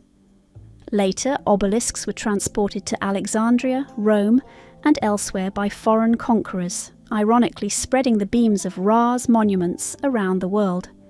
Solar boats, the discovery of Khufu's ship near the Great Pyramid, a full-sized cedar boat buried in pieces and since reconstructed, was a major find that corroborated the texts speaking of the king travelling with Ra. This boat, likely symbolic, though it could float, was interred next to the pyramid so that in death, Khufu could sail across the sky as companion of the sun.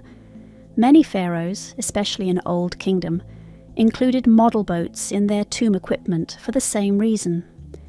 Temples of millions of years. In New Kingdom Thebes, pharaohs built mortuary temples, often called their mansions of millions of years, where they would be worshipped after death. These temples to the west of the Nile, e.g. Hatshepsut's elegant terraced temple at Deir el-Bahri, or the enormous complex of Amenhotep III, now mostly ruined, or Rameses II's Ramesseum, were aligned roughly east-west toward the Nile, meaning they faced the rising sun over the river, connecting the deceased king's cult to Ra. Each morning, the sun ascending over the eastern cliffs would cast the king's sanctuary in light, almost as if greeting the deified king's statue there. Amarna art. The art style under Akhenaten took a unique form. In depictions of the royal family under the Aten's rays, one often sees the sun disk high above with long rays ending in tiny hands that extend to touch the noses of Akhenaten, Nefertiti, and their children, giving them the Ankh, breath of life. This imagery is deeply tender and familial. The sun is shown intimately nurturing the royal family, who were considered the only ones worthy to directly receive Aten's blessings and then transmit them to the people. Common folk in art are shown standing further back, sometimes raising their hands to the Aten indirectly. The Aten's hands also sometimes symbolically feed the king and queen with the was, power, and Sekhem, another word for power, scepters or other symbols. All of this conveyed a new visual language of divine light, intangible rays given tangible form. One can literally see in these reliefs that to Akhenaten, the sun's rays were God reaching down. Winged sun disk. Another ubiquitous symbol in Egyptian art is the winged sun, a sun disk flanked by outstretched falcon or vulture wings, often with cobras attached. This motif often adorns the lintels above temple gateways, or at the tops of stelae. It represented Ra, or Horus of the horizon, spreading his wings to protect and encompass everything below. It's like a divine seal of approval and protection over sacred spaces. The accompanying cobras, Uraei, sometimes represent Upper and Lower Egypt, but also double as the flame-spitting eyes of Ra guarding the place. Calendars and the civil day, the Egyptians, being an agricultural society, had to have a keen sense of seasonal changes, and the sun's annual journey was fundamental to that. Their civil calendar was somewhat imperfect. 365 days with no leap year meant it drifted over centuries, but they maintained their religious festivals in alignment with celestial events through observation. One calendar text shows that at the end of every 10-day week they noted the star or sun's position. E.g., they pegged the opening of the year to when Sirius rose at dawn, but they also knew that came when the sun was in a certain part of its cycle, summer solstice time. They had a solar calendar for festivals that might have been corrected via observations, even if the civil calendar slid. This interplay means priests were effectively astronomers, in charge of monitoring solstices, equinoxes, star risings, etc., to inform ritual timing. Now, stepping back to the overarching question, why did they praise the sun? We can summarize the major themes that have emerged. The sun as life-giver. Without the sun, there was no life. It made crops grow, regulated the Nile's fertility indirectly, kept animals and people alive with warmth and light. The Aten hymn extols this most of all. Everything thrives in sunlight. Praising the sun was giving thanks for life itself. The sun as creator and origin. In their mythology, the sun, as Atum or Ara, was the source of creation, the first god. It was thus the father, mother of all. Honouring the sun was honouring one's ultimate ancestor and the very act of creation that was continually ongoing. The sun as king and ruler of cosmos. The sun ruled the sky like the pharaoh ruled earth. It provided an example of benevolent absolute power, a stable, regular kingship that sustains rather than exploits. Egyptians praised the sun for the same reason subjects praise a good king: loyalty, reverence, hope for continued prosperity under his reign. The sun as judge and vanquisher of evil. Each day the sun triumphed over darkness, the literal darkness and metaphorical evil.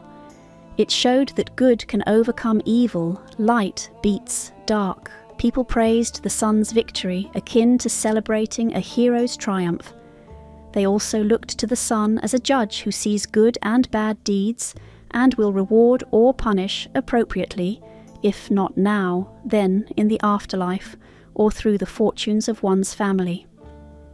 The sun as symbol of resurrection.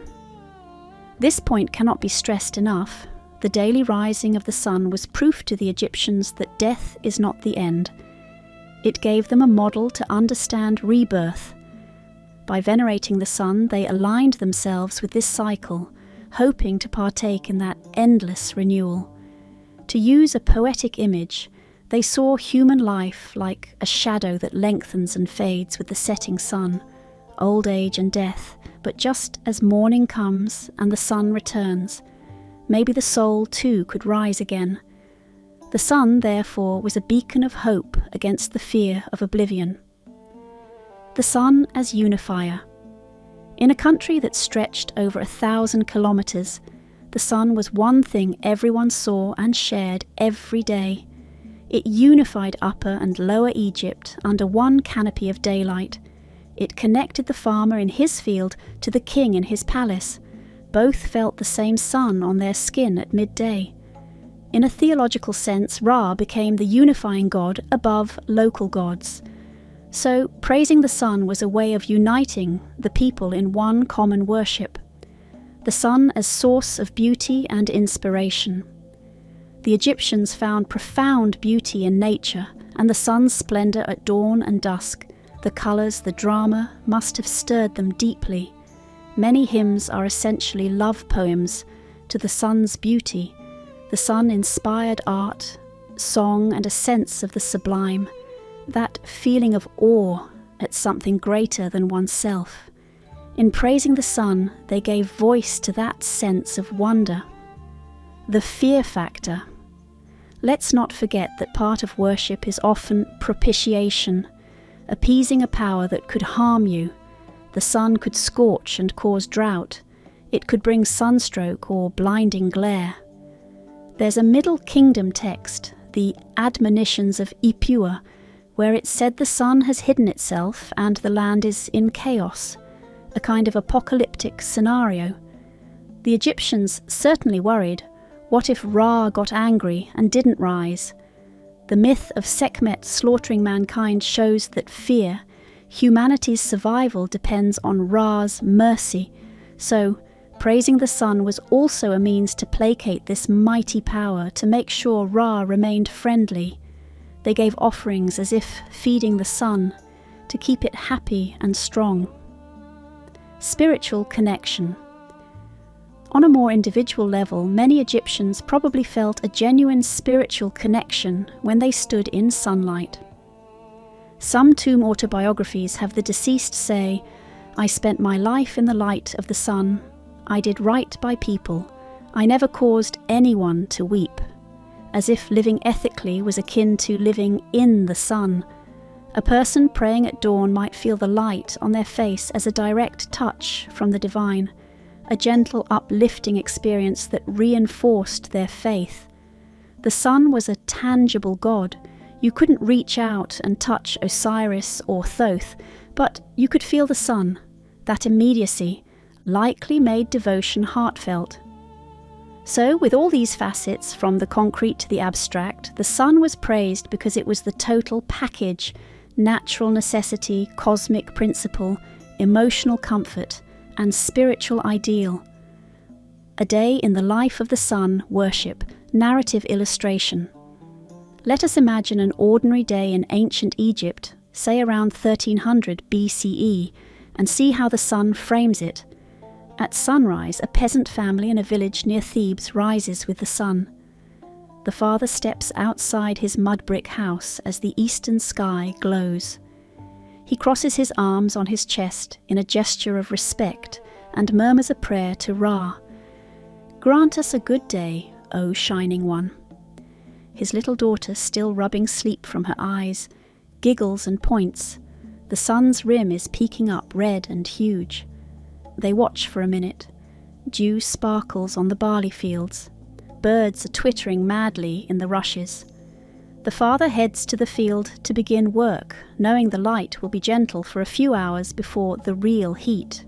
He is grateful. Last year his field yielded well, thanks, he believes, to Ra's favour. Meanwhile, in Thebes itself, the grand temple of Karnak is coming to life. The high priest of Amun-Ra has been awake since the dark hours, preparing. In the pre-dawn gloom he led a torchlit procession into the sanctuary, awakening the statue of Amun, the hidden aspect of Ra, with a ritual chant. Now, as the first beam of sun shoots through the temple's eastern gate, it falls precisely upon the altar inside. The priest opens the door of the god's shrine and lets the sunbeam kiss the gold figure of Amun-Ra.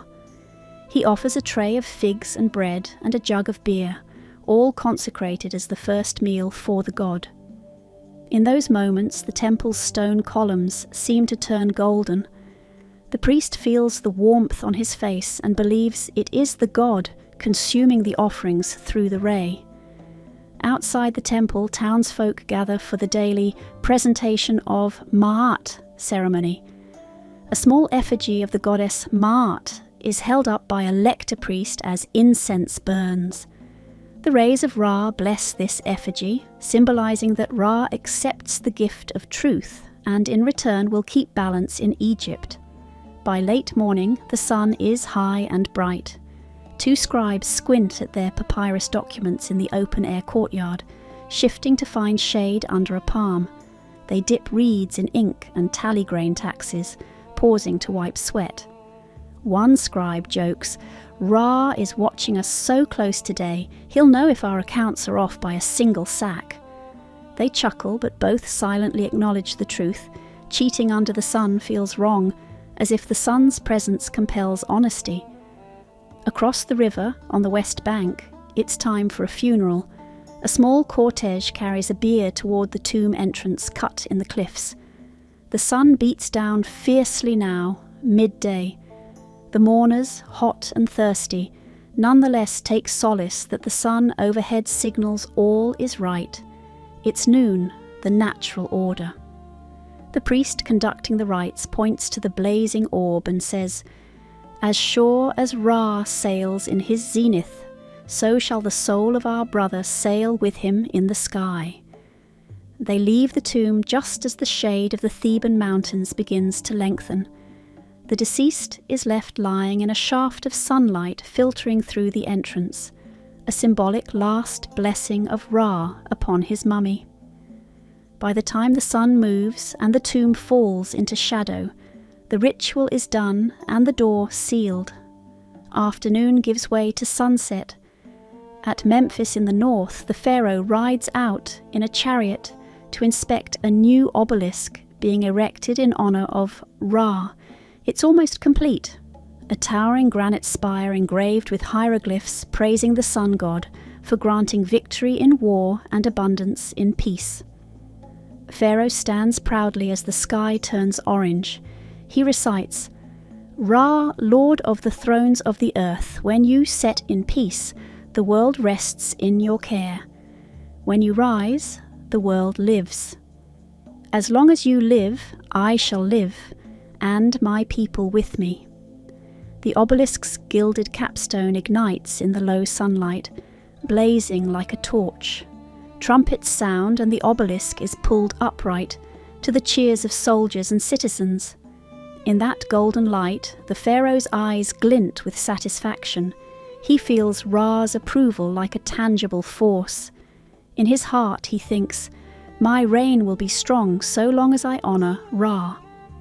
Finally dusk settles. The sun, now a red sinking ball, touches the western horizon beyond the palm groves. In a small village, an old woman stands at the gate of her house. Her arthritic hands are clasped as she softly sings a traditional evening hymn. "Farewell, Ra, until tomorrow. Travel safely through the night, O you who are all, that we may see you again with the morning's light." Grandchildren peek from behind her, sensing a tinge of sadness in grandmother's voice. Perhaps she is. Remembering those who journey with Ra now in the Duat, like her departed husband. Out on the desert edge, the jackals begin to howl as shadows engulf the land.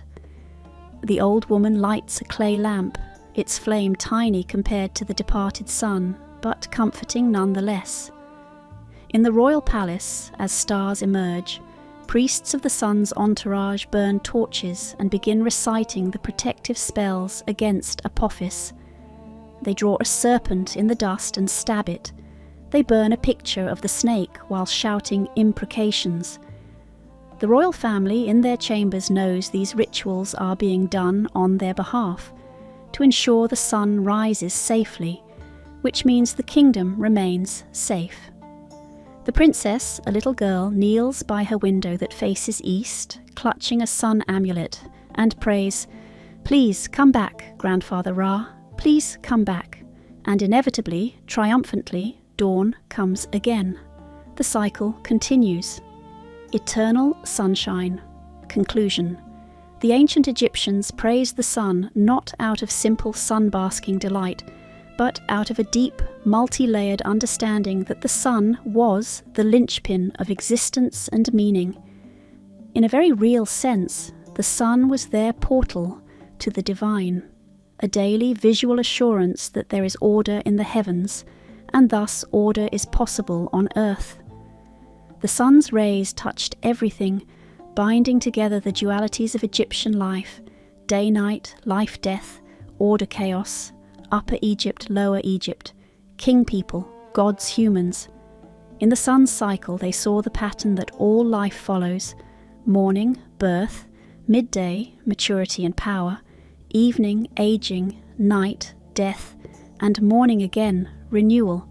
This grand cosmic clock offered comfort that even as individuals die, the collective life and the world's life are renewed. By participating in solar worship, each Egyptian symbolically hitched themselves to Ra's chariot, hoping to partake in his eternity. Emotionally, solar worship was both joyful and solemn. Imagine the red sunrise inspiring hope and gratitude, the fierce noon sun instilling respect and maybe wariness, the gentle sunset evoking reflection and humility. The Egyptians mirrored these moods in their rituals and prayers. At sunrise they sang with jubilation. At noon perhaps they offered silent awe. At sunset maybe wistful thanks and a plea for safe return. Through these daily devotions they maintained an intimate relationship with the cosmos. In their mythology they gave the sun a character as rich and complex as any human or pharaoh. A hero who fights monsters each night, a king who grows old and wise each evening, a child reborn each morning, full of promise. These stories allowed them to process reality, to explain why bad things, night, eclipse, storm, happen. Oh, Apophis is attacking, or the eye of Ra grew wrathful, and to reassure that those bad things are temporary, the gods will defeat the darkness. The sun was the ultimate reliable friend. It had been there yesterday, it is here today, and it will be there tomorrow. In a world of uncertainties, crops could fail, rulers could falter, neighbours could turn foe. The sun was certainty. Thus it anchored their faith in continuity, faith that the Nile will flood again, that the soul will live on, that good prevails over evil. The theology around the sun became incredibly sophisticated. They essentially developed what one might call a solar monotheism atop a polytheism.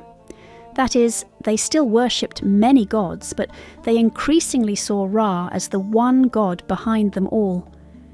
The sun's light was easily analogized to the emanation of a single creator through many forms, just as sunlight separates into colors in a prism, a concept they might not have articulated scientifically but intuited spiritually. There's a beautiful passage from the New Kingdom that goes, "The gods are Ra's forms. Each day he takes a different form." In other words, all gods are one at the core, and that one is expressed as the sun, the source of light. Philosophically, this is quite advanced. The idea that unity underlies diversity, that one divine light manifests as myriad deities and phenomena. It's a perspective that resonates with later philosophies and even modern physics, where all energy might spring from a singular source. The Egyptians got there through their lived experience of the sun's dominance and generosity. Ultimately, we might say the Egyptians praised the sun because it answered their eternal search for meaning. Humans everywhere ask, where did we come from? Why are we here? What happens when we die? How should we live? The Egyptians found many of their answers in the sun. Where did we come from? From the first sunrise, from the tears of the sun, God's joy, from the light. Why are we here? To bask in Ra's creation, to help maintain Ma'at so the sun continues to rise, and life continues to flourish. What happens when we die? We go into the night like Ra, but like Ra we can be reborn if we have lived in Ma'at. Death is not the end, just a phase of a cycle. How should we live? Like the sun, be just and unwavering, bring light to others, repel darkness, evil, with the light of truth. Rise each day to your tasks and rest when it's time. Care for those in your rays. Like the sun nurtures all creatures without prejudice. These lessons gleaned from the sun gave the Egyptian life purpose and direction. No doubt the Egyptians were practical and could be cynical like any humans, They complained about the heat, they might focus on worldly concerns over spiritual at times, but at core, their culture retained this reverence for the sun's higher symbolism. It's telling that even when new gods emerged or foreign influences came, like the worship of Isis or Osiris's prominence in late period, they still often depicted a sun disk on the headdresses of those gods, or had them assimilate with Ra. The sun's primacy endured until the very end of pagan Egypt, and even beyond. Early Christians in Egypt, for instance, associated Christ with the sun, calling him the Son of Righteousness, and aligned some church orientations to the east. Old habits die hard, especially ones so engraved in nature. As the last temple of Isis at Philae was closed by decree in the 6th century AD and the old religion faded, one can imagine an aged priest of Ra watching the final sunset of his cult. To him, perhaps, it was heartbreaking, but the sun itself still set and rose regardless of human worship. In a sense, the sun transcends any one culture's praise. Yet the Egyptians, for all time, have the distinction of being the civilization that devoted itself most fully to the sun's veneration. They raised stone mountains to it, composed hymns of stunning devotion, and aligned every facet of their world to follow its guiding light. Their entire worldview was, quite literally, illumined by the sun. And so we end where we began, at dawn on the Nile. Picture once more those first golden rays spilling over the desert's edge. The priests on the temple rooftop raise a joyful cry, "Awake, awake, awake, Ra Almighty, who comes each day as a king." The light floods over the sleepy villages and grand monuments alike. In that instant, all of Egypt, from the lowliest labourer to the holiest high priest, from the newborn infant to the pharaoh on his throne, is united in one experience, the warmth and radiance of the sun upon their faces. It is the touch of Ra, the life-giver, the dominion of Aten, the glory of Re Horakti, the rebirth of Khipri, the completion of Atum, all these facets in one brilliant light. In their hearts, the Egyptians feel a profound gratitude, and perhaps even love, for this daily miracle. It is more than devotion. It is a relationship. The sun was their steadfast companion through the ages of a civilization that lasted over 3 millennia. They praised the sun because they saw in it the mirror of the divine, the promise of eternity, and the embodiment of all that is good and necessary. As a later Egyptian poem from Greek times put it, "O Helios, sun, when you rise, the gods sing for joy, the birds flutter from their nests, the hungry are fed, the Nile overflows. All things are under your reign. You are the Lord of time, the Lord of life." Though the language changed through the centuries, the sentiment remained constant. The Egyptians praised the sun because, to them, the sun was life, the sun was order, the sun was justice, the sun was beauty, and the sun was the divine made manifest. Even today, stand in Egypt at dawn amid the ruins, at Karnak or Giza, and watch the sun come up. You might catch a glimpse of what they felt, a flutter in the chest, at the sheer magnificence of light returning to a dark world, a sense of gentle power and reassurance in those rays caressing the ancient stones. In that moment, you understand at an emotional level why a farmer, a priest, a king in ancient Egypt would incline their head and whisper a prayer of praise to Father Sun. It is the same sun shining now that shone on Khufu, building his pyramid, on Hatshepsut erecting her obelisk, on Akhenaten singing his hymn in Amarna.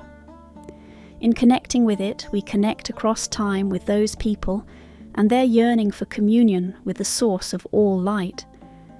Thus, the daily drama of the sun, its eternal story of dawn to dusk to dawn, became the eternal story of Egypt, And as long as the sun continues to shine and humans continue to seek meaning in its light, the spirit of Egyptian solar worship lives on. The ancient Egyptians praised the sun because in their wisdom they realized that in praising the sun they were, ultimately praising the mystery of creation and the miracle of their own existence.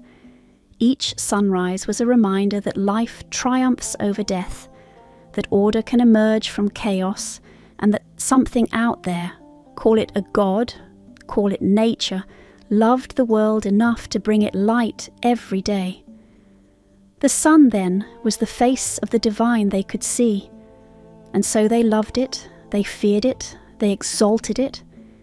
In their hymns we hear their voices across millennia, inviting us to feel the same reverence. O Ra, supreme power, the earth flourishes when you shine. You rise, we live. You set, we sleep. You are eternity. You are the flame of life. We shall adore your majesty forever. And as the first golden rays of dawn once more strike the Nile's waters and dance on temple walls, one can almost hear those ancient voices whispering through the ages. Amun-Ra, Atem, Aten, Khepri, Horakti, Atum. Different names, one sun. Thank you for rising today. Hail to you, Lord of Light. In the hushed stillness of an Egyptian night, a lone figure stands in the desert where giants once rose from sand and stone. The air is warm and the silence is vast. Overhead the sky blooms with stars, and against that infinite dark canvas, a few colossal silhouettes break the horizon. These are the pyramids, ancient, enigmatic, their broad shoulders of limestone catching the faint silver of moonlight. They tower above the dunes like guardians in a realm of emptiness. All around them the desert stretches boundless and bare. Once, more of these giants might have ruled this landscape, monuments to the pharaoh's glory. Now only a handful remain to keep vigil, and in the emptiness between them linger countless questions. Why here, and only here? Why so few when ancient Egypt's civilization spanned millennia? Standing there in the midnight desert, one cannot help but wonder, why doesn't Egypt have more pyramids? Why did the age of these monumental tombs rise so dramatically and then end, leaving later centuries in the shadow of these immense memories? To seek the answers, we must journey back in time to the dawn of the Pyramid Age and beyond. As grains of sand slip through the fingers of history, we follow them to an epoch of pharaohs and sun gods, of engineers and labourers, of prosperity and ruin.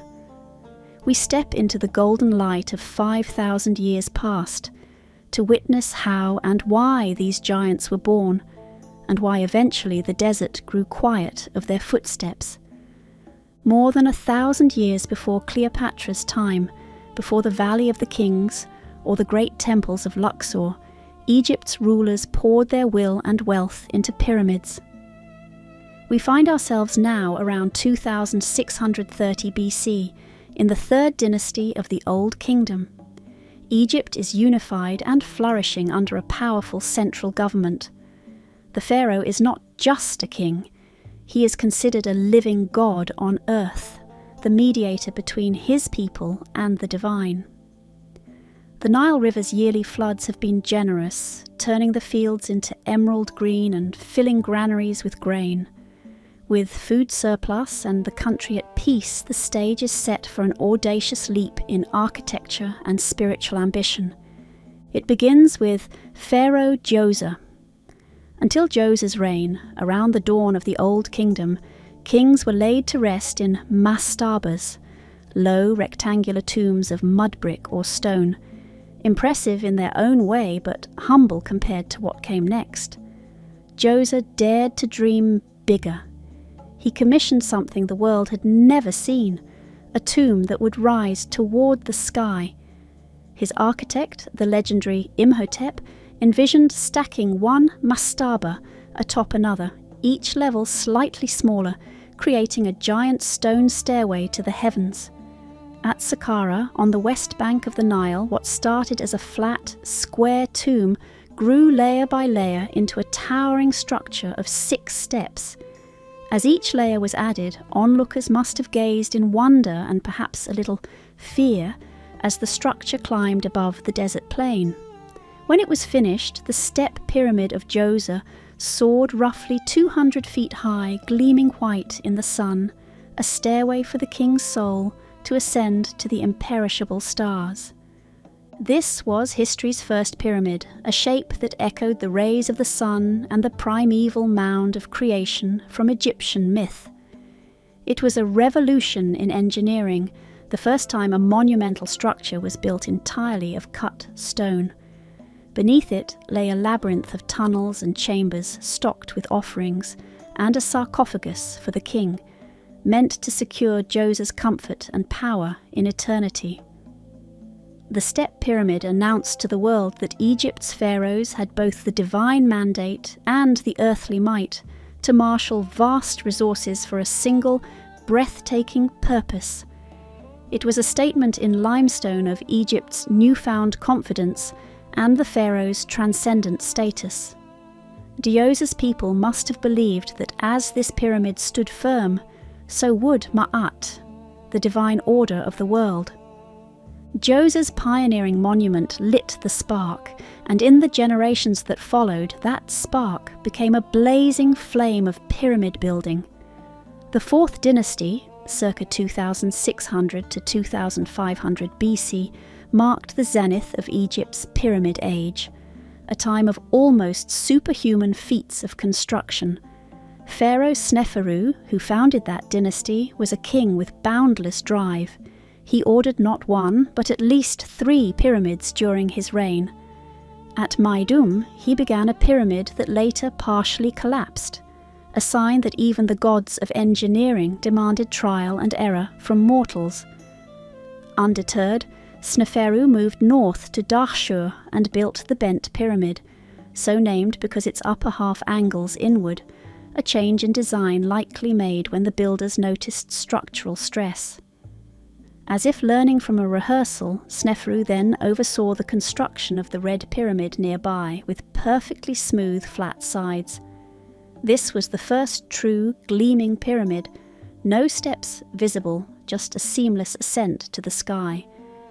When Sneferu died, Egypt had proven it could erect mountains of stone at will. In fact, Sneferu's projects used more stone and covered more volume overall than even his successors' pyramids. He was a one-man pyramid boom. But even Sneferu's achievements were eclipsed by his son Khufu, who took royal ambition to its ultimate extreme. On the Giza Plateau, overlooking the Nile, Khufu commissioned the Great Pyramid, a tomb of unprecedented scale, truly fit for a god-king. For roughly 2 decades, an army of workers, engineers, and artisans toiled to raise this colossal monument. It rose to a height of about 481 feet, 147 meters when finished, the tallest structure made by human hands in the world for nearly 4,000 years. Some 2.3 million limestone and granite blocks, weighing on average 2.5 tons each, with some as heavy as 15 tons, were quarried, transported, and set into place with astonishing precision. The pyramid's sides were aligned almost perfectly with the cardinal points, north, south, east, west, and its base formed a near-perfect square, each side about 230 meters long, an enormous footprint equal to about 8 or 9 football fields in area. When its outer casing of fine white limestone was intact, the Great Pyramid would have shone brilliantly under the Egyptian sun, visible for dozens of miles, a man-made mountain radiating light. Khufu's Great Pyramid was more than a tomb. It was theology made tangible, a resurrection machine in stone. Deep inside, hidden chambers and passageways were designed to ensure the king's safe passage to the afterlife. The very shape of the pyramid, broad at the base and tapering to a point, symbolized the sun's rays descending to earth, or the Benben, the primordial hill that first emerged from the waters of chaos in Egyptian creation myths.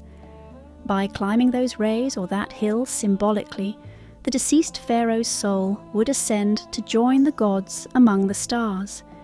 In essence, Khufu's monument was a guarantee of his eternal life and a bold claim to divine status. The pyramid's capstone, the pyramidion, possibly gilded, would have caught the first light of dawn and the last light of dusk, linking the king forever with Ra, the sun god. This was immortality by design. Khufu's successors, Khafra and Menkaura, built their own pyramids at Giza, each slightly smaller than its predecessor but still awe-inspiring by any later standard. Khafra's pyramid, which today stands 136 metres tall, sits on higher ground and retains a limestone cap at its apex, so it often appears taller than Khufu's. At its foot, Khafra likely commissioned the Great Sphinx, the colossal guardian statue with a lion's body and the face of a king, carved directly out of the bedrock. Menkaur's pyramid was the smallest of the three giants, originally about 65 metres high, but it had an elegant touch. The bottom courses of its casing were sheathed in rosy red granite from Aswan, a costly and difficult stone to quarry and transport. During this golden age of the Old Kingdom, Egypt's centralised government could muster resources on a scale that boggles the modern mind. The state mobilised tens of thousands of workers, some seasonally, farmers conscripted during the Nile's flood when fields lay underwater and idle, and others full-time, skilled masons, sledges men, carpenters, and priests. Royal storehouses opened to provide abundant rations, grain to bake bread, cattle and fish for protein, and beer, the staple drink, by the gallon to fuel the labourers' energies. Bureaucrats organised deliveries of limestone blocks from the Tura quarries across the river, and granite from hundreds of miles to the south in Aswan. These heavy materials were ferried on the Nile when the floodwaters were high, then hauled overland along carefully prepared causeways and ramps. Engineering innovations flourished. Massive straight or spiral ramps of mud brick and rubble were built to drag stones higher and higher as the pyramid rose. Levers and rollers were likely used to fine-tune the placement of multi-ton blocks. Water-filled trenches served as levellers to ensure each base stone was set perfectly horizontal. Mathematics and astronomy guided the layout.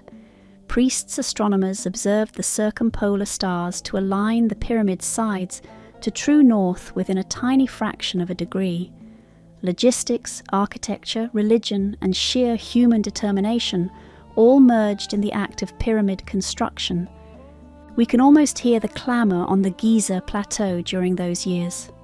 The scrape of copper chisels on hard stone blocks, the grunt and chant of teams hauling sledges up a ramp in unison, perhaps shouting, "Yo, heave ho!" in ancient Egyptian, the shouted commands of overseers keeping the timing and spacing, the occasional crack of a whip, or the rumble of a massive block settling into its slot with a thud. Dust swirls in the hot sunlight, the scent of sweat and pulverized rock hangs in the air. The king himself might watch from a shaded pavilion as his monument ascends toward the sky week by week. This is a national project, immense at all times and even festive at times. Archaeologists have found evidence of grand feasts at the workers' village, heaps of animal bones, bread mould remains, beer jars by the thousands. One can imagine on certain feast days, perhaps when a milestone was reached, like completing a pyramid level, the workforce was treated to roast cattle, fresh bread and extra beer rations, fueling a night of celebration under the stars. The labourers toil not just for sustenance, but out of a deeply ingrained reverence for their divine ruler and the cosmic importance of their task.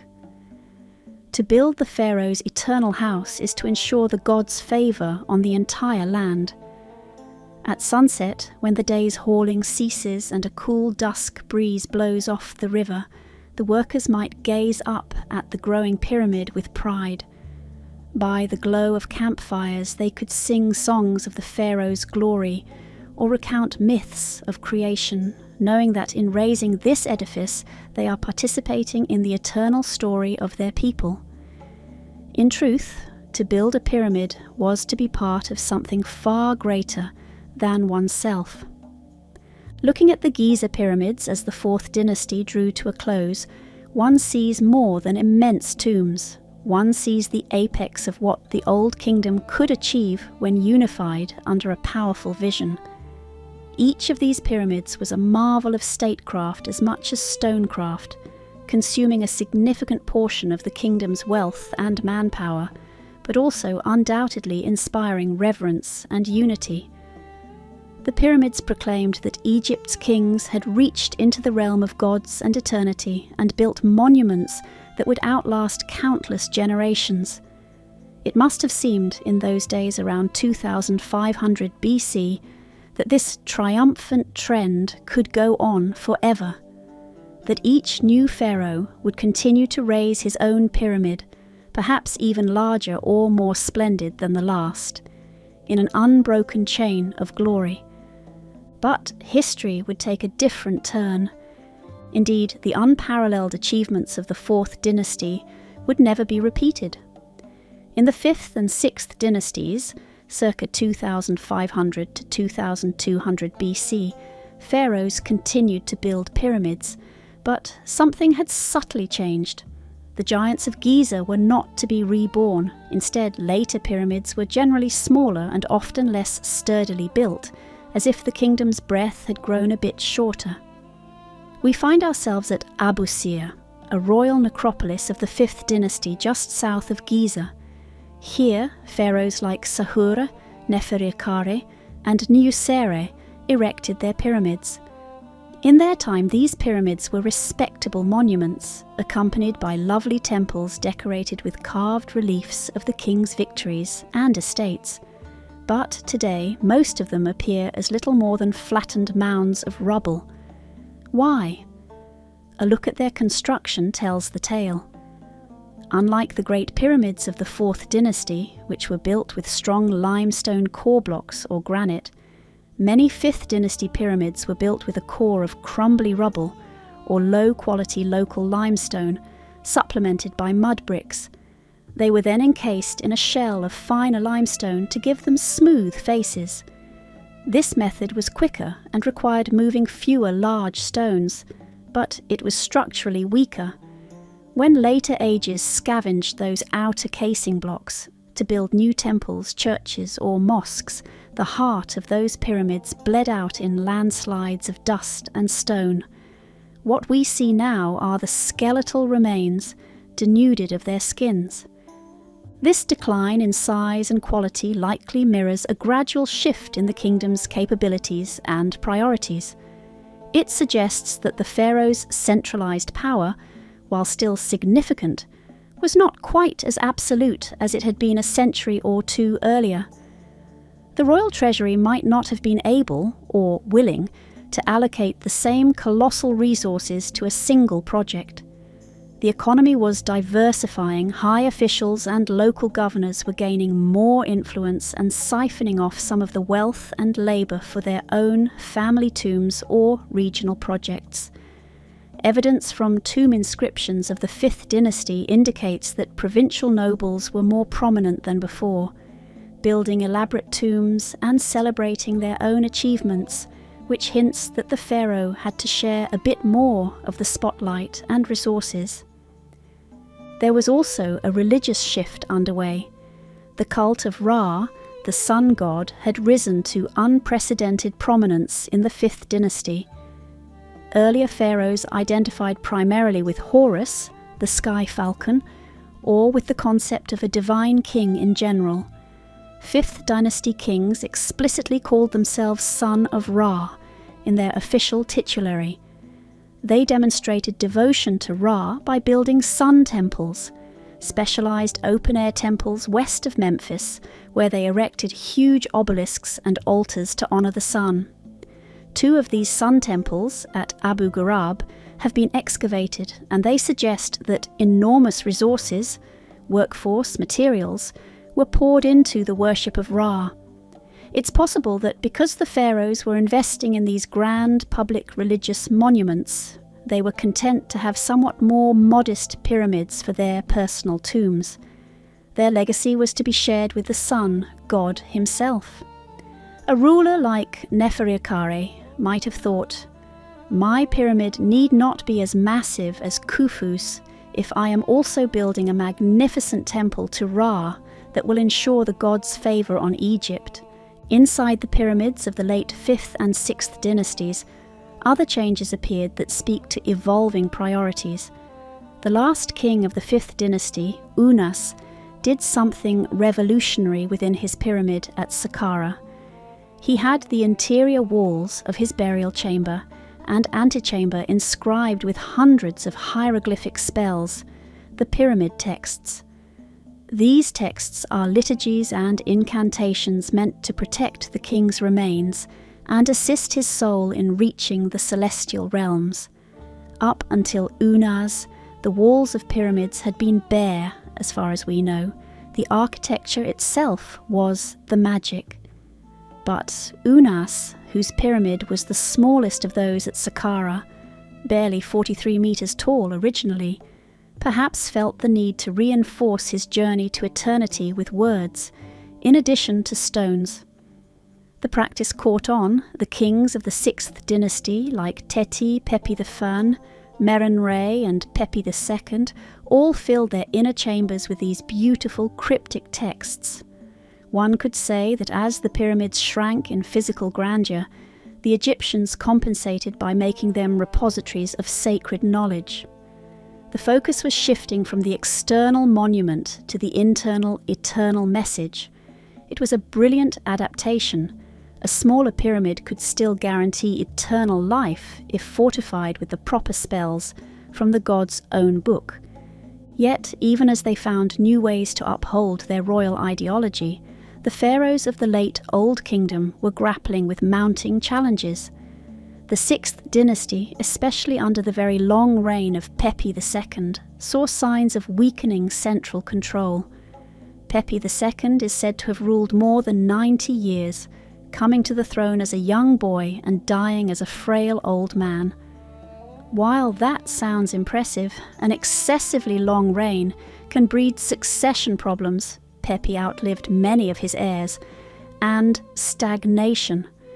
Over decades, local governors, nomarchs, grew used to running affairs their own way in distant provinces. They built power bases and, in some cases, small armies of retainers. They still nominally honoured the pharaoh, but the urgency of his absolute authority was fading. In tomb biographies from that time, these officials boast of their own achievements and wealth in ways that would have been unthinkable back in Khufu's day. The delicate balance that sustained the pyramid-building fervour was beginning to tip. There are clues that climate change played a role as well. Records from both ancient writings and modern scientific data indicate that towards the end of the Old Kingdom, Egypt experienced a period of erratic, low Nile floods, part of a larger drought event around 2200 BC. Less water meant poor harvests, perhaps for several years running. The economic strain on a society that depended so directly on the Nile's bounty must have been enormous. Grain shortages can quickly lead to political unrest. A text from a later period, the famous Admonitions of Ipuwer, which might be a reflection or memory of this chaotic time, paints a grim picture. Everywhere barley has perished, and men are stripped of clothes, spice, and oil. The storehouse is empty, and its keeper is stretched on the ground. The rich man is in distress, and the poor man is full of joy. It describes a world turned upside down, famine, social upheaval, perhaps even violence and invasion. It speaks of foreigners entering the delta. Although Ipua's text is literary and exaggerative in nature and written centuries later, the kernel of truth is that the Old Kingdom's end was accompanied by hardship and fragmentation. By around 2150 BC, after Pepi II's passing, the centralized monarchy in Egypt essentially broke down. What followed is known as the First Intermediate Period, a time of decentralization, rival local dynasties, and a loss of the old order. For a long moment, the flame that had lit the pyramid builders' hearts flickered out. No longer could a single king command the united effort required to raise a stone mountain. Surviving inscriptions and the stark absence of monumental building projects in this era suggest that the royal government, now split among competing claimants and regional lords, lacked both the resources and the authority to embark on anything like a pyramid. Instead, these ephemeral kings, some ruling from the northern city of Heracleopolis, others from Thebes in the south, had to focus on asserting control, fighting each other, or simply surviving year to year. Picture a night during this troubled time of Egypt's collapse. The moon is but a sliver, and darkness shrouds the land. A small group of men moves like shadows across the sands toward a looming shape on the horizon, a great pyramid now centuries old, its white casing stones glowing faintly in the starlight. These men are tomb robbers, driven by desperation and greed. Perhaps a drought has left their families starving. Perhaps lawlessness has given them boldness. They know that within this pyramid, say the pyramid of Pepi the Fern or Unas at Saqqara, lies a trove of precious items: gold, jewellery, fine linen, alabaster vessels filled with perfumes and oils, the burial goods intended to serve a king in his afterlife. Such treasures could feed their children or make them rich in a time when ordinary life has broken down. By torchlight, the robbers find a weak point, a gap where time and decay have opened a seam in the pyramid's casing. Heart-pounding, one man wedges himself through into a narrow passage thick with stale air. The beam of his flickering torch dances over painted hieroglyphs on the walls, the very pyramid texts that promise dire curses on the impious who disrupt the pharaoh's rest. He hesitates, swallowing hard. In the silence, perhaps he can hear his own breath and the scuttle of insects disturbed by the light. But hunger and the hope of wealth harden his resolve. He presses onward, squeezing down passageways that no living person has traversed since the tomb was sealed. His companions follow, dragging tools, crude chisels, wooden levers. Deep in the pyramid's core, they come upon a heavy stone blocking the corridor, a portcullis dropped in place to thwart exactly this kind of intrusion. It takes hours of grueling effort, but eventually they pry open a small gap under it and slither through like snakes. At last they reach the burial chamber. The torchlight falls upon a grand sarcophagus and glitters off faint reflections of gold on a shrine and offerings laid out for the king. The robbers' eyes widen. In that moment, these desperate men behold what was never meant for their eyes, the sacred sanctuary of a god-king. Perhaps one of them mutters a quick apology to the gods, insurance against the curse, before they set to work gathering loot. They stuff small golden amulets into sackcloth bags, yank precious amethyst and turquoise beads off a royal collar, tip over a heavy alabaster jar and find it still contains thick, scented oil. They even chip away at the sarcophagus lid, looking for more. In their rough haste, they scatter dried offerings and disturb the pharaoh's mummy itself, pushing aside the lid and exposing the royal corpse to grab jewellery or the golden death mask. The riches they carry off into the night might feed their families for a year, or buy them land in a lawless time. We do not know their fate. But we do know the fate of the pharaoh's tomb. In that torchlit hour, the carefully laid plans for eternity unravel. The king's body, which was to remain inviolate for millions of years, has been desecrated. His treasures, meant to serve him in the afterlife, have been profaned and scattered. The robbers disappear into the darkness before dawn, leaving the pyramid silent once more, but forever empty. Scenes like this, multiplied across the country and across the years of chaos, spelled the end of the illusion that any tomb, no matter how massive, no matter how ingeniously sealed, could be completely safe from human desperation. Thus, Egypt learned a harsh lesson written not in ink, but in blood and broken stone. No pyramid was impervious to time and turmoil. The very forces that had built these wonders, human labour, faith, ambition, had their dark mirror in human greed, fear, and need. By the end of the first intermediate period, the notion of pharaohs building gargantuan pyramids as a matter of course had faded. It was not that the idea of the pyramid lost its allure. It was simply that the nation could no longer afford or organise such projects, and perhaps had grown wary of their ultimate futility. When at last Egypt was reunified, it came with a cautious revival, a sense of renewal tempered by experience. The reunification happened around 2050 BC. The Theban prince Mentuhotep II defeated his northern rivals and brought the two lands under one rule again, inaugurating what we call the Middle Kingdom.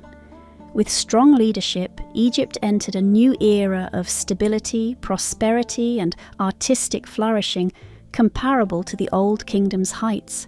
And indeed, with this rebirth, pharaohs did return to the practice of building pyramids.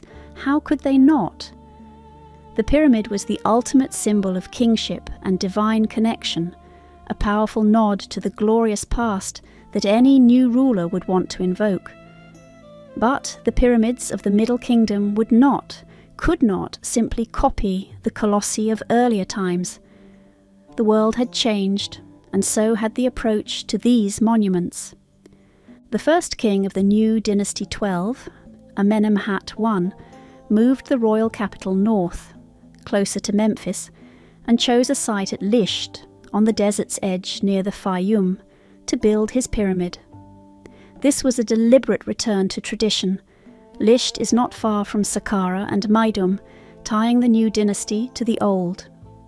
From the outside, Amenemhat's pyramid, when completed, looked much like those of old. It was pyramidal in shape, covered in smooth limestone, with a causeway leading to a beautiful mortuary temple, and satellite pyramids for his consorts. But if we peeked beneath that shining exterior, we would see a telling difference. Instead of being composed throughout of large, tightly fitted stone blocks, the core of the pyramid was largely made of mud bricks and rough stones set in a loose fill.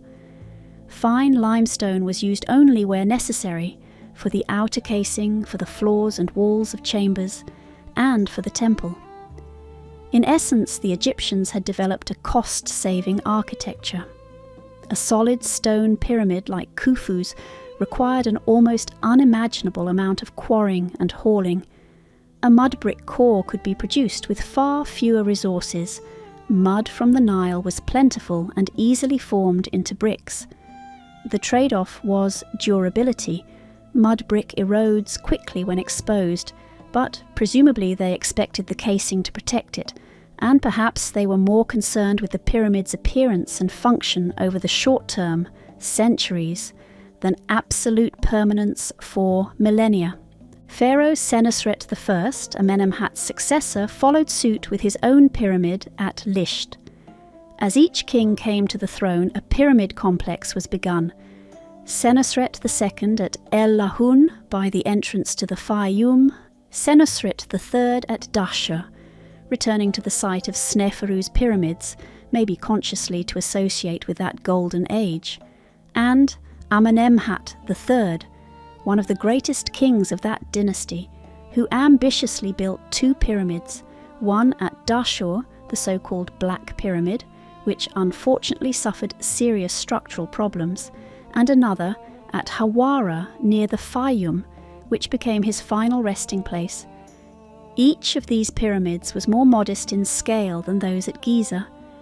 For example, Amenemhat III's Hawara pyramid was about 58 meters tall, roughly 1/3 the height of the Great Pyramid. But the Middle Kingdom pharaohs invested in other ways. The complexes had extensive temples and incredibly intricate substructures designed to protect the burial and confuse robbers. Indeed, Middle Kingdom architects became master tricksters to defend against the kind of plundering that had plagued the first intermediate period.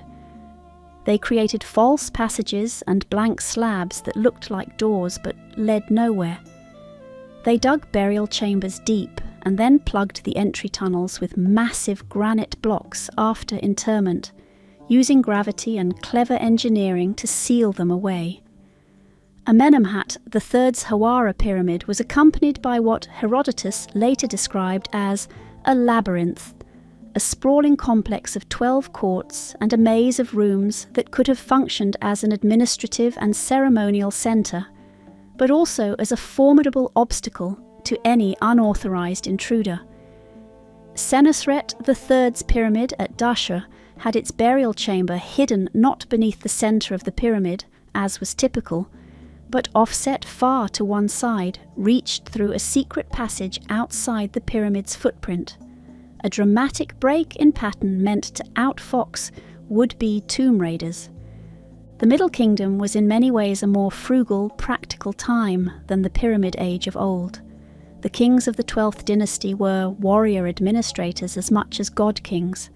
They expanded Egypt's borders south into Nubia, built forts, dug canals, and managed a standing army. They had learned, collectively, that the pharaoh's role was not just to bask in divine grandeur, but to actively ensure the welfare and security of the nation.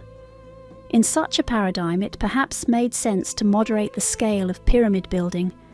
A massive pyramid like Khufu's might have seemed an overspending of effort when Egypt also needed fortresses manned and irrigation works maintained. The Fayum oasis was developed in this period with extensive irrigation projects, likely under Amenemhat III, a sign that royal energies were also devoted to increasing agricultural output for the people. Thus, the pyramids of the Middle Kingdom reflect a balancing act, honouring tradition and projecting royal authority, but not at the expense of bankrupting the treasury or neglecting other duties. They were grand but not grandiose. However, for all their planning and prudence, the Middle Kingdom pharaohs could not guarantee that their eternal houses would remain inviolate any more than the old kings could. In time, all their pyramids too were robbed. If one visits the site of Amenemhat II's pyramid at Dashur or Senusret II's at Lahun today, one sees only stubby remnants. The erosion of mud core and the quarrying of casing stones reduced them to ghostly hills. The mummies of these kings are gone. Their sarcophagi were found later, empty. Some Middle Kingdom pyramids collapsed from internal structural failures even in antiquity. The Black Pyramid of Amenemhat III began to crack and was abandoned during construction. It's sobering to realise that, despite improved tactics, the Egyptians could not ultimately solve the riddle of preserving a tomb forever. The Middle Kingdom ended in the same way as the Old, with decline, division, and foreign invasion, and its monuments too fell prey to time and human hands. By around 1800 BC, the 12th dynasty gave way to a less stable 13th dynasty. Kings came and went rapidly. Some may have started small pyramids that they didn't rule long enough to finish, or that are lost to us. We have the ruins of a couple of likely late Middle Kingdom pyramids at Mazguna, south of Dashur, that were probably begun for rulers like Amenemhat IV or Queen Sobek-Neferu, but they were never completed or were left as bare foundations. Soon, Egypt entered the Second Intermediate Period, a time of fragmenting power. In the north, a foreign Semitic people we call the Hyksos seized control of the delta and ruled as pharaohs in their own right, albeit not recognized by the native Egyptian south. These Hyksos kings, ruling from avarice, showed respect to Egyptian culture. They took Egyptian names, worshipped Egyptian gods alongside their own, and likely were buried according to Egyptian customs. Yet, interestingly, they did not, as far as evidence shows, build themselves pyramids. Perhaps the idea was by then considered old-fashioned or too demanding, or more practically, the Nile Delta's geography, wet and lacking the rocky desert plateaus of the south, simply wasn't suitable for pyramid building. The Hyksos seemed content with simpler tombs. Meanwhile, to the south, native Egyptian princes in Thebes kept the embers of Egyptian pride alive, and their burials in this period were also in tombs cut into the mountains, like at Dra Abu el Naga, or small pyramid-like chapels, but nothing on the monumental scale. Thus, for a second time, pyramid construction in Egypt ground to a halt. Decentralization and the presence of foreign rulers pushed grand royal tomb building low on the priority list. But, as before, Egypt's spirit was not permanently dimmed. By 1550 BC, the Theban king Ahmose rallied the southern Egyptians, expelled the Hyksos, and reunified the country once more, inaugurating the New Kingdom, Egypt's third great era of unity and power. One might expect, with Egypt now free, wealthy from plunder and tribute, and more powerful than ever, that the pyramid would make a grand comeback. And indeed, Ahmose did build a pyramid, interestingly enough. He constructed a small pyramid, now ruined, at Abydos, perhaps as a cenotaph or symbolic tomb linked to the cult of his revered grandmother, Queen Tetisheri. In doing so, he was consciously reaching back over 5 centuries to the age of the last great pyramid builders, as if to say, the glory of the old kingdom is reborn in the new. But, tellingly, our Moses pyramid was the last of its kind in Egypt. His successors chose a completely different approach to burial that, in many ways, was the antithesis of the pyramid. Rather than building up to the sky, they would burrow into the earth. Rather than monumental visibility, they would seek obscurity and secrecy. The age of the pyramids had given way to the age of the hidden tombs. The New Kingdom pharaohs, from the mighty Thutmose and Hatshepsut to the Ramesside kings like Ramses II, were no less ambitious or divine in their pretensions than their predecessors. They had access to perhaps even greater wealth as Egypt became a cosmopolitan empire controlling Nubia and rich trade routes. So why did they stop building pyramids? The simplest answer: security. By the start of the New Kingdom, everyone knew that the pyramids of previous eras, for all their imposing grandeur, had failed to protect the bodies and treasures within. The phrase "pyramids were inevitably plundered" could have been on the lips of every court advisor. The new rulers determined not to offer such an obvious target to thieves. So they moved their tombs to the most remote, secretive place they could find, a barren valley in the desert mountains of Thebes, on the Nile's west bank. This place is today called the Valley of the Kings. The Valley of the Kings is a narrow, winding defile surrounded by steep limestone cliffs. In ancient times it was accessible only by a rough path.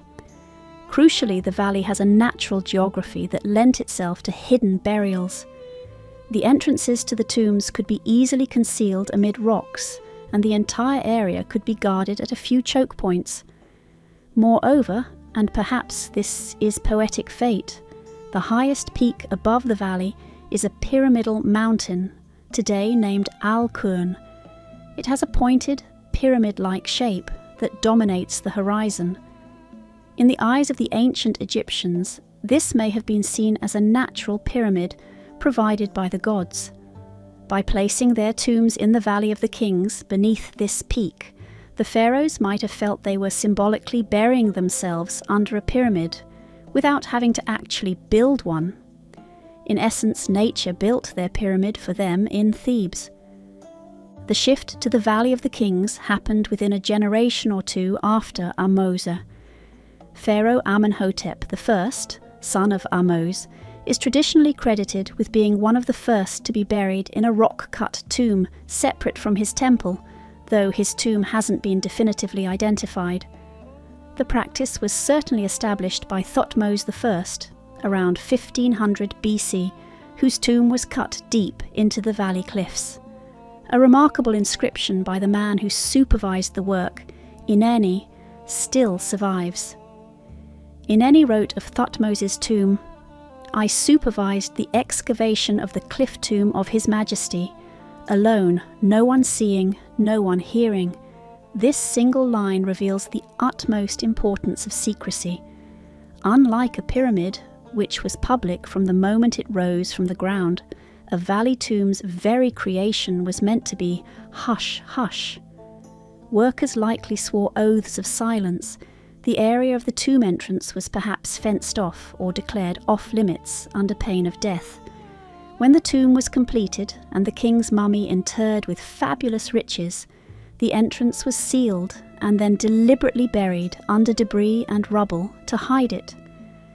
The location might have been known only to a trusted few priests and officials, who would then continue to perform rituals for the king's spirit in an anonymous chapel far from the actual grave. Imagine the Valley of the Kings during the height of the New Kingdom. The walls of the canyons glow orange in the late afternoon sun. At a guarded entrance to the valley, royal soldiers stand watch, scrutinizing anyone who comes or goes. Deep in a wadi, hidden from distant view, a team of labourers and artisans works by the light of oil lamps. They are cutting a corridor into the heart of the mountain for Pharaoh Hatshepsut's eternal house, or perhaps Amenhotep II's. The hammering of chisels on rock echoes in the confined space. The workers have been carefully selected. They are the crews from Deir el-Medina, a state village of tomb artisans sworn to secrecy and well compensated for their pains. Each man knows that the slightest whisper of the tomb's location to an outsider could invite punishment on him and his family. Up on the cliffs, lookouts scan for any unauthorized approach. By day, the valley is a place of intense, if quiet, labor. By night, if one were to peek into the darkness, one might see a procession of priests clambering to a secret entrance, conducting a consecration ritual under stars, then covering the doorway with slabs and sand, wiping away their footprints as they leave.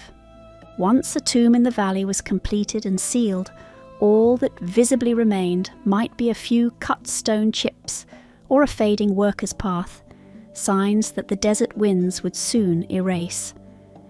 The king's funerary cult was not practiced at the tomb, as it had been at the foot of each pyramid in the Old Kingdom. Instead, the pharaoh's memorial temple, often called a mansion of millions of years, was built miles away on the edge of the Green Nile floodplain. Take Hatshepsut's splendid mortuary temple at Deir el-Bahri, with its terraces and colonnades elegantly blending into the cliffs, or Ramesses II's grand Ramesseum with its pylons and fallen, colossal statue. These were places where people could come and pay homage to the deceased king's divine spirit, where priests made daily offerings and recited prayers. They were designed to be impressive, visible, and accessible, filled with statues and reliefs proclaiming the pharaoh's greatness and piety. The tomb, on the other hand, was designed to be invisible, a sanctum no living person should disturb. This separation of the public mortuary temple and the private burial tomb is one of the defining features of New Kingdom royal practices, and it stands in stark contrast to the Old Kingdom, where the pyramid and the mortuary temple were directly linked, components of one complex, Religious ideology too had taken a turn that favoured hidden tombs. The New Kingdom was an era of theological flowering. Funerary texts became far more elaborate than the austere pyramid texts of old. The underworld was conceived as a complicated realm through which the pharaoh's soul must travel at night, accompanying the sun god through 12 caverns or hours, battling monsters and bringing about the rebirth of the dawn. Texts like the Amduat, that which is in the underworld, and the Book of Gates were composed to detail this journey. The walls of New Kingdom tombs were the canvas for these cosmic journeys, richly painted scenes of the pharaoh in his solar bark, of serpents and lakes of fire, of protective deities and gates that needed secret passwords. A pyramid, with its relatively cramped interior, simply did not offer the room for such narrative artwork. But a tomb cut into a mountainside could be as long and winding as the king desired, with corridors, chambers, and niches, all available for decoration. The tombs of pharaohs like Seti, Finho, or Rameses III are virtual subterranean palaces with colourful murals covering every inch, depicting the pharaoh's transition through the afterlife in sumptuous detail. In a way, these decorated tombs achieved by art what pyramids achieved by sheer mass. They prepared the king's soul for eternity, but via liturgy and symbolism rather than architectural might. The New Kingdom pharaohs also found new ways to display their might to the world of the living that did not involve tombs. They erected towering obelisks in temple precincts, like those of Thutmose III and Hatshepsut at Karnak, needle-like pyramids in miniature, whose golden tips caught the sun in honour of Ra. They commissioned gigantic statues of themselves, the pair of colossi of Memnon, 18-metre-tall stone figures of Amenhotep III that still sit placidly at the West Bank's edge, or the 4 colossal seated figures fronting the rock-cut temple of Abu Simbel that Ramesses II built in Nubia. These were feats of engineering and artistry equal to moving pyramid blocks, but with a different purpose. They glorified the king's image in places where it could be seen and admired by both Egyptians and foreigners in awe. The statement had shifted from, "I build this so I may live forever," the pyramid's message, to "see how the god-king dominates the present world," the temple and statue's message. Under the influence of Thebes' local god Amun, who rose to become the supreme state deity, merged with Ra as Amun-Ra, the emphasis on grand religious architecture peaked. The Temple of Karnak in Thebes grew into a forest of columns and gateways as each king added to it. The wealth and workforce that one might have spent on a pyramid were now lavished on Karnak's hypostyle hall or on Luxor Temple's courts and statues. These were sanctuaries for the gods and for the king's legacy among his people, not tombs for his body. It's as if the Egyptian kings found a more community-focused outlet for their megalomania. By building for the gods, and incidentally advertising themselves, they perhaps could justify the expenditure more than building a gigantic vault solely for their own corpse. So, through a combination of practical necessity and evolving values, the pyramid was retired as a royal tomb. The New Kingdom elites, interestingly, sometimes incorporated pyramid shapes in their private tomb chapels. Small brick pyramids atop the funerary chapel structure were popular among Theban nobility as markers. But for the kings, the die was cast. Their eternal homes would be hidden in the earth. And for a few hundred years, this system worked fairly well. The Valley of the Kings did see some robberies even during the New Kingdom. In the reign of Ramesses IX, around 1100 BC, records show trials of tomb robbers who had broken into the royal tombs, indicating that the secret had leaked and the lure of gold was unstoppable.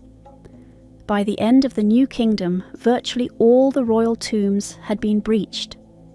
In a desperate act of piety and pragmatism, priests of the 21st dynasty gathered many of the mummies of great pharaohs, including Seti the Fern, Rameses II, and others whose resting places had been desecrated, and hid them in 2 secret caches, one in a shaft in the cliffs at Deir el-Bahri and another in Amenhotep II's own tomb, effectively creating safe bunkers for the royal dead.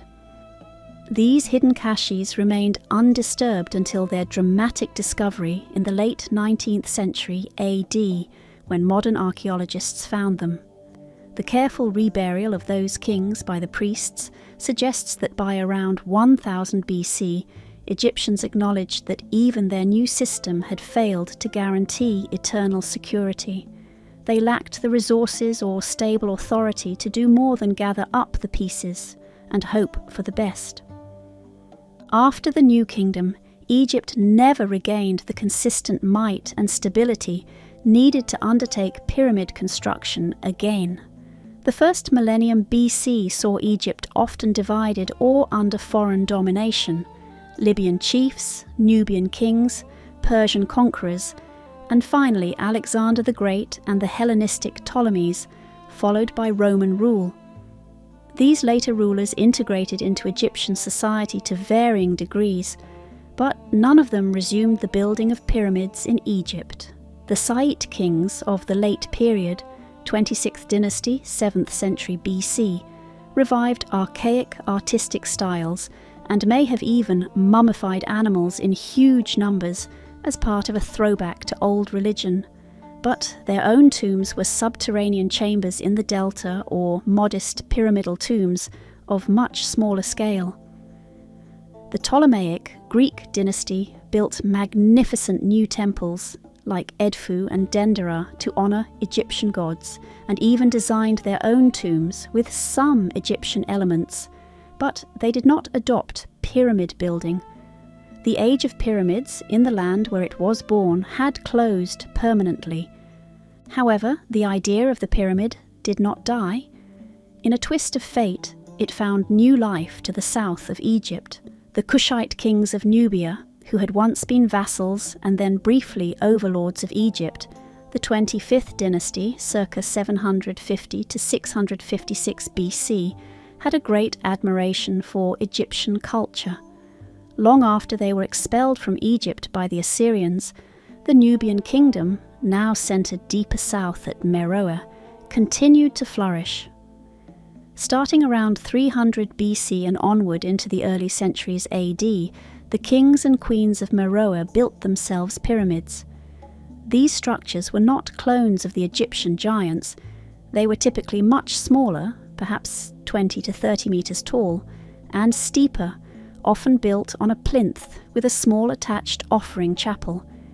Constructed of stone blocks, many of them have survived in the deserts of Sudan as sharp, narrow peaks. Over 200 Nubian pyramids are known, dotting sites like Nuri, El Kuru, and Meroe. They testify to how enduring the pyramid idea was. Even centuries after Egypt had moved on, her neighbours took up the torch and made it their own.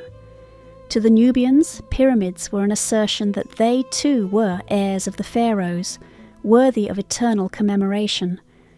Ironically, in sheer number, Sudan today has more standing pyramids than Egypt, a fact that often surprises people, although they are far smaller and later. The Nubian pyramids continued to be built until around the 4th century AD, when the last native African kingdom to use them converted to other burial styles under different cultural influences. Back in Egypt, some echoes of the pyramid shape persisted in more humble contexts. For example, during the New Kingdom, the common workmen's tombs in the village of Deir el-Medina, home to the craftsmen who built the royal tombs, often had a tiny pyramidion or pyramid-shaped superstructure topping a small chapel in front of the actual tomb chamber. It might be only a few feet high, made of brick or stone, a symbolic nod to the notion of resurrection and the sun's rays. In the late period, circa 7th to 4th centuries BC, Some private tombs at Saqqara and Thebes included small pyramids as part of their design as well. And even as late as the Greco-Roman period, we have evidence that Egyptians still revered the pyramid form. Small pyramid-shaped vases or models turn up in tombs, and Roman period paintings show Nile landscapes with pyramid-like structures, indicating they remained icons of the landscape. One might wonder, did any later foreign ruler or wealthy individual ever attempt to literally replicate a pharaonic pyramid in Egypt? There's no clear evidence of a full-size attempt, likely because the knowledge, infrastructure, and will had all faded. Building a pyramid was a national enterprise. By the first millennium BC, Egypt was frequently under rulers who had their own cultural burial preferences. For instance, the Persians built rock-cut tombs in Iran, not pyramids. The Greeks built mausoleums or used catacombs. However, interestingly, the allure of the pyramid did reach as far as Rome.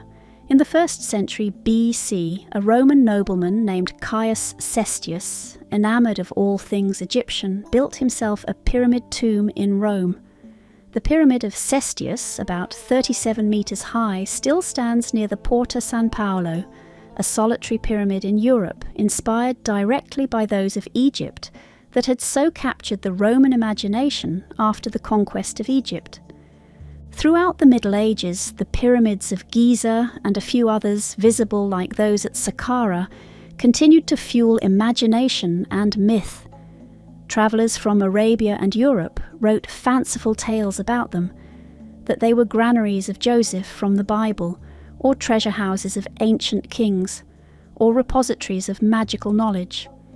They stood in silent grandeur as the world changed around them.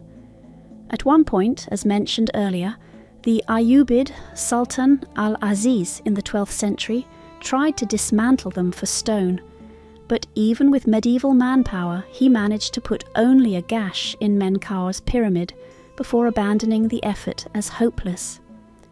The pyramids were simply too well built, too massive to be easily pulled apart, a testament to their makers. Thus they earned a sort of inviolability, not through magic but through sheer engineering might, outlasting the intentions even of those who would erase them.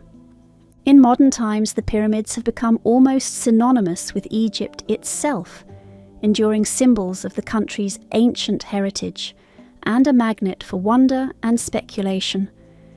But crucially, part of what makes them so intriguing is that there are only a few of them relative to what one might expect for a civilization that lasted 3,000 years. This rarity gives each pyramid an outsized significance.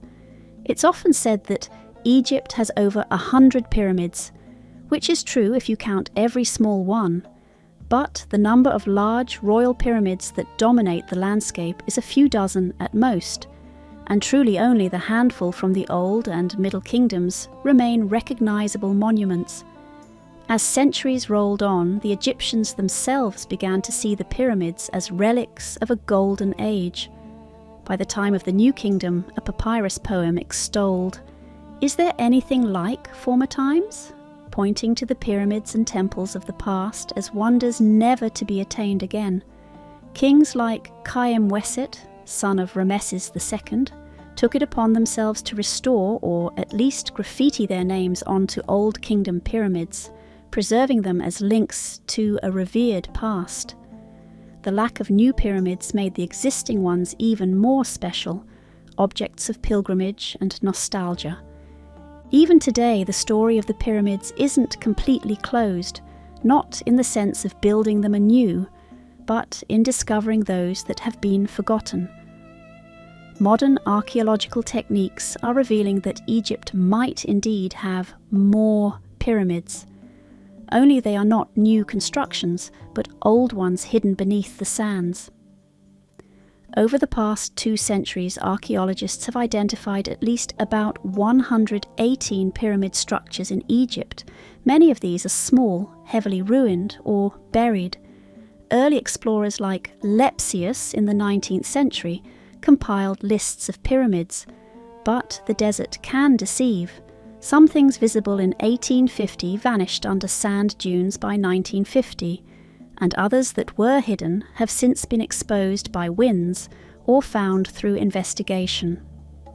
In 2008, archaeologists digging in Saqqara rediscovered the Headless Pyramid, which turned out to belong to a long obscure king named Menkauhor from the 5th dynasty, a pyramid noted by Lepsius, lost to sand, and found again. In recent years, advances in satellite imagery and infrared sensing have allowed researchers like Dr. Sarah Parkak to scan vast tracts of Egypt for telltale geometric shapes beneath the surface. In 2011, one such survey excited the world with news of potentially 17 undiscovered pyramids, as well as thousands of tombs and settlements detected as subsurface anomalies.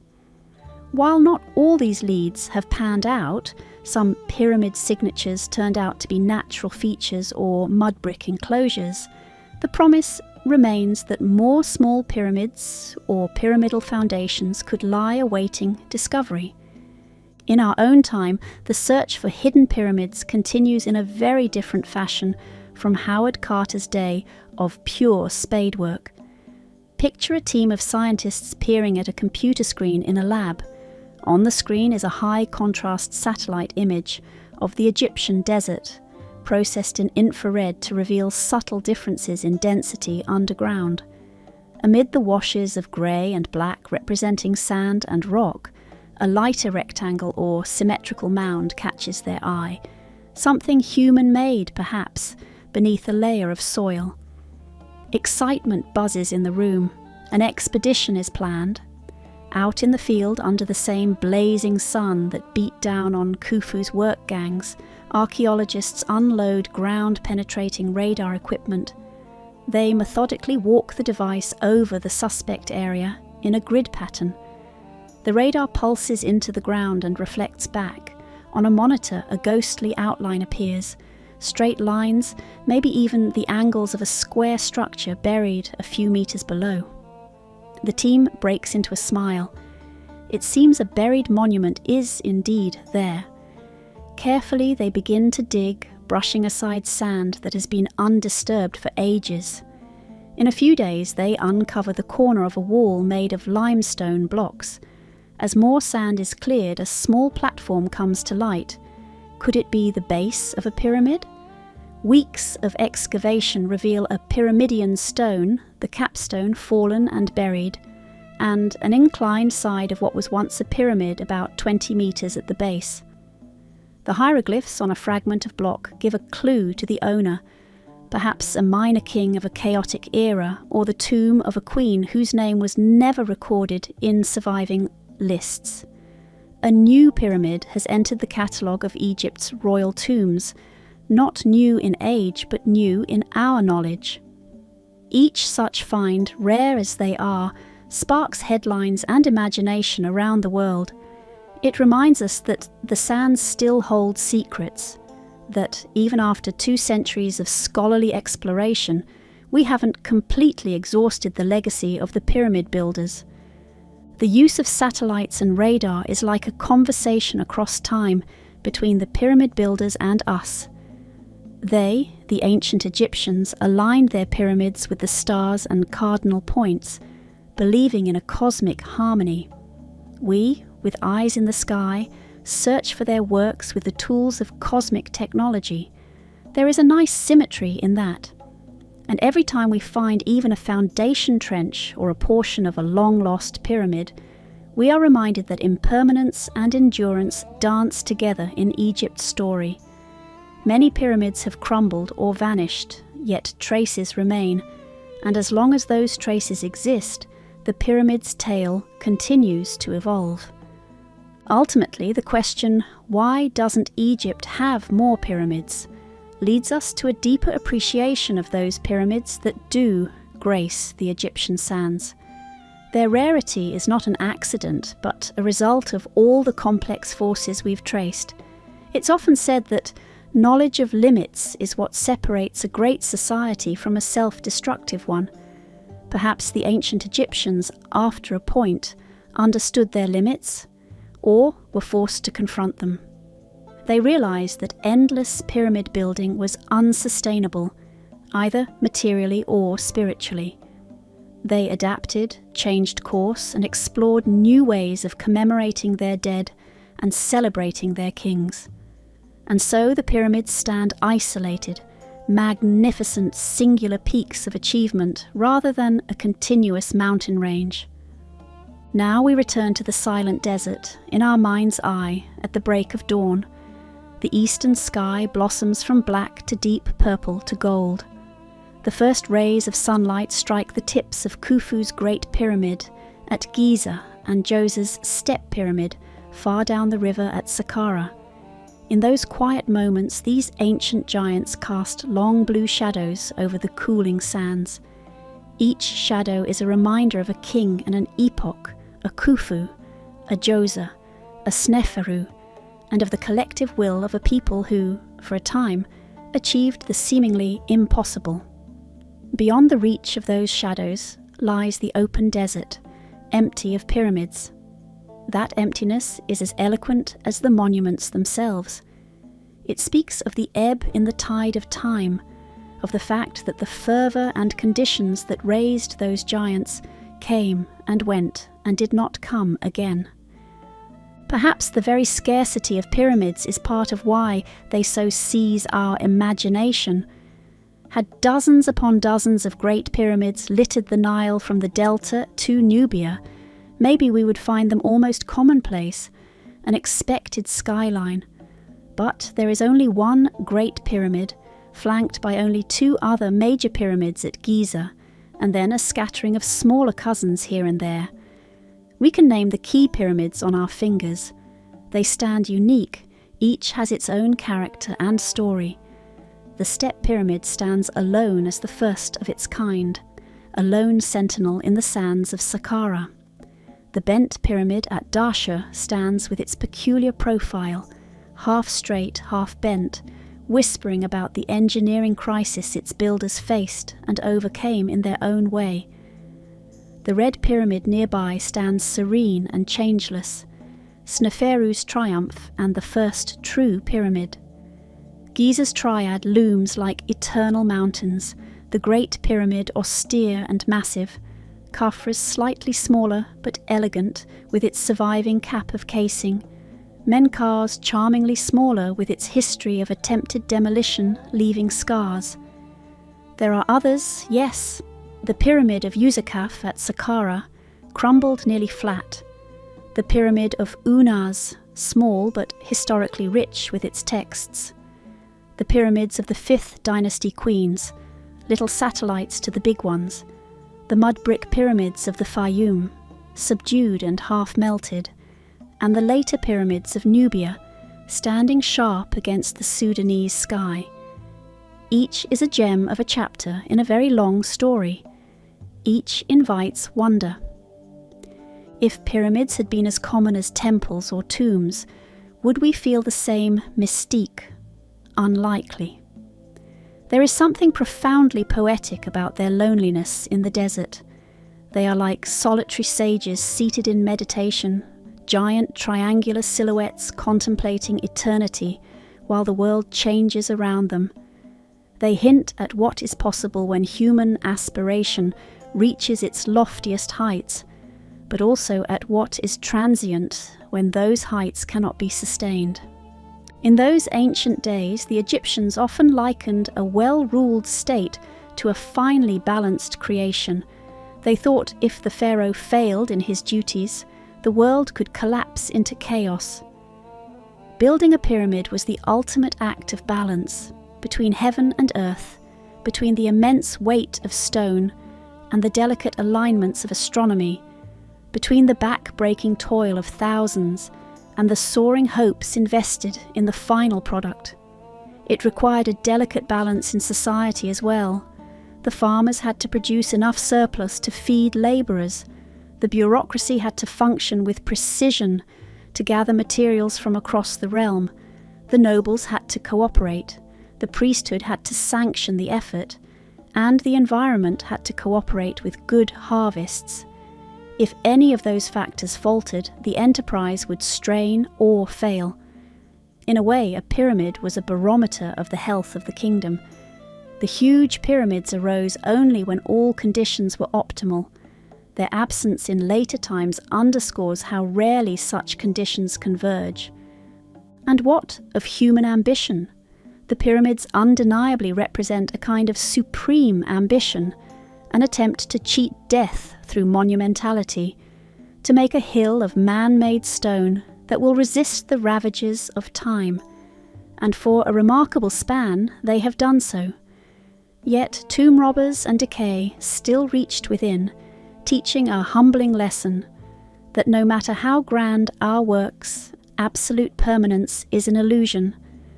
The pharaohs sought immortality through those stones and largely achieved it, but not exactly as they imagined. They live on not as sovereigns enjoying their grave goods in the afterlife, but as names in history and as mummies in museums, as characters in our stories. The impermanence of their original intentions does not diminish the awe we feel. In fact, it adds a layer of poignancy. We stand before the pyramids today and marvel not just at their size, but at the audacity of humans long gone, and at the inexorable flow of time that even these stones have subtly yielded to, with their weathered edges and missing casings. We feel a connection across time, a mix of admiration and melancholy. The scarcity of pyramids in Egypt tells us that such peaks of human endeavour are rare by nature. Greatness in any civilization is a rare and delicate flower that blooms only when many conditions are just right. And even then, it cannot bloom perpetually. It has its season, and then it passes. The pyramid's lonely dominance on the landscape reminds us of this. They are like the highest of high tide marks on the shore of history. You can see how far the water of human will and ability once rose before it receded. In the end, Egypt doesn't have more pyramids because Egypt, as wise as it was, evolved beyond needing to build mountains each time a king died. The Egyptians found other expressions for their culture's soul, in literature, in art, in smaller but still meaningful monuments, and in the hearts of the people who continued to worship in the shadow of old monuments.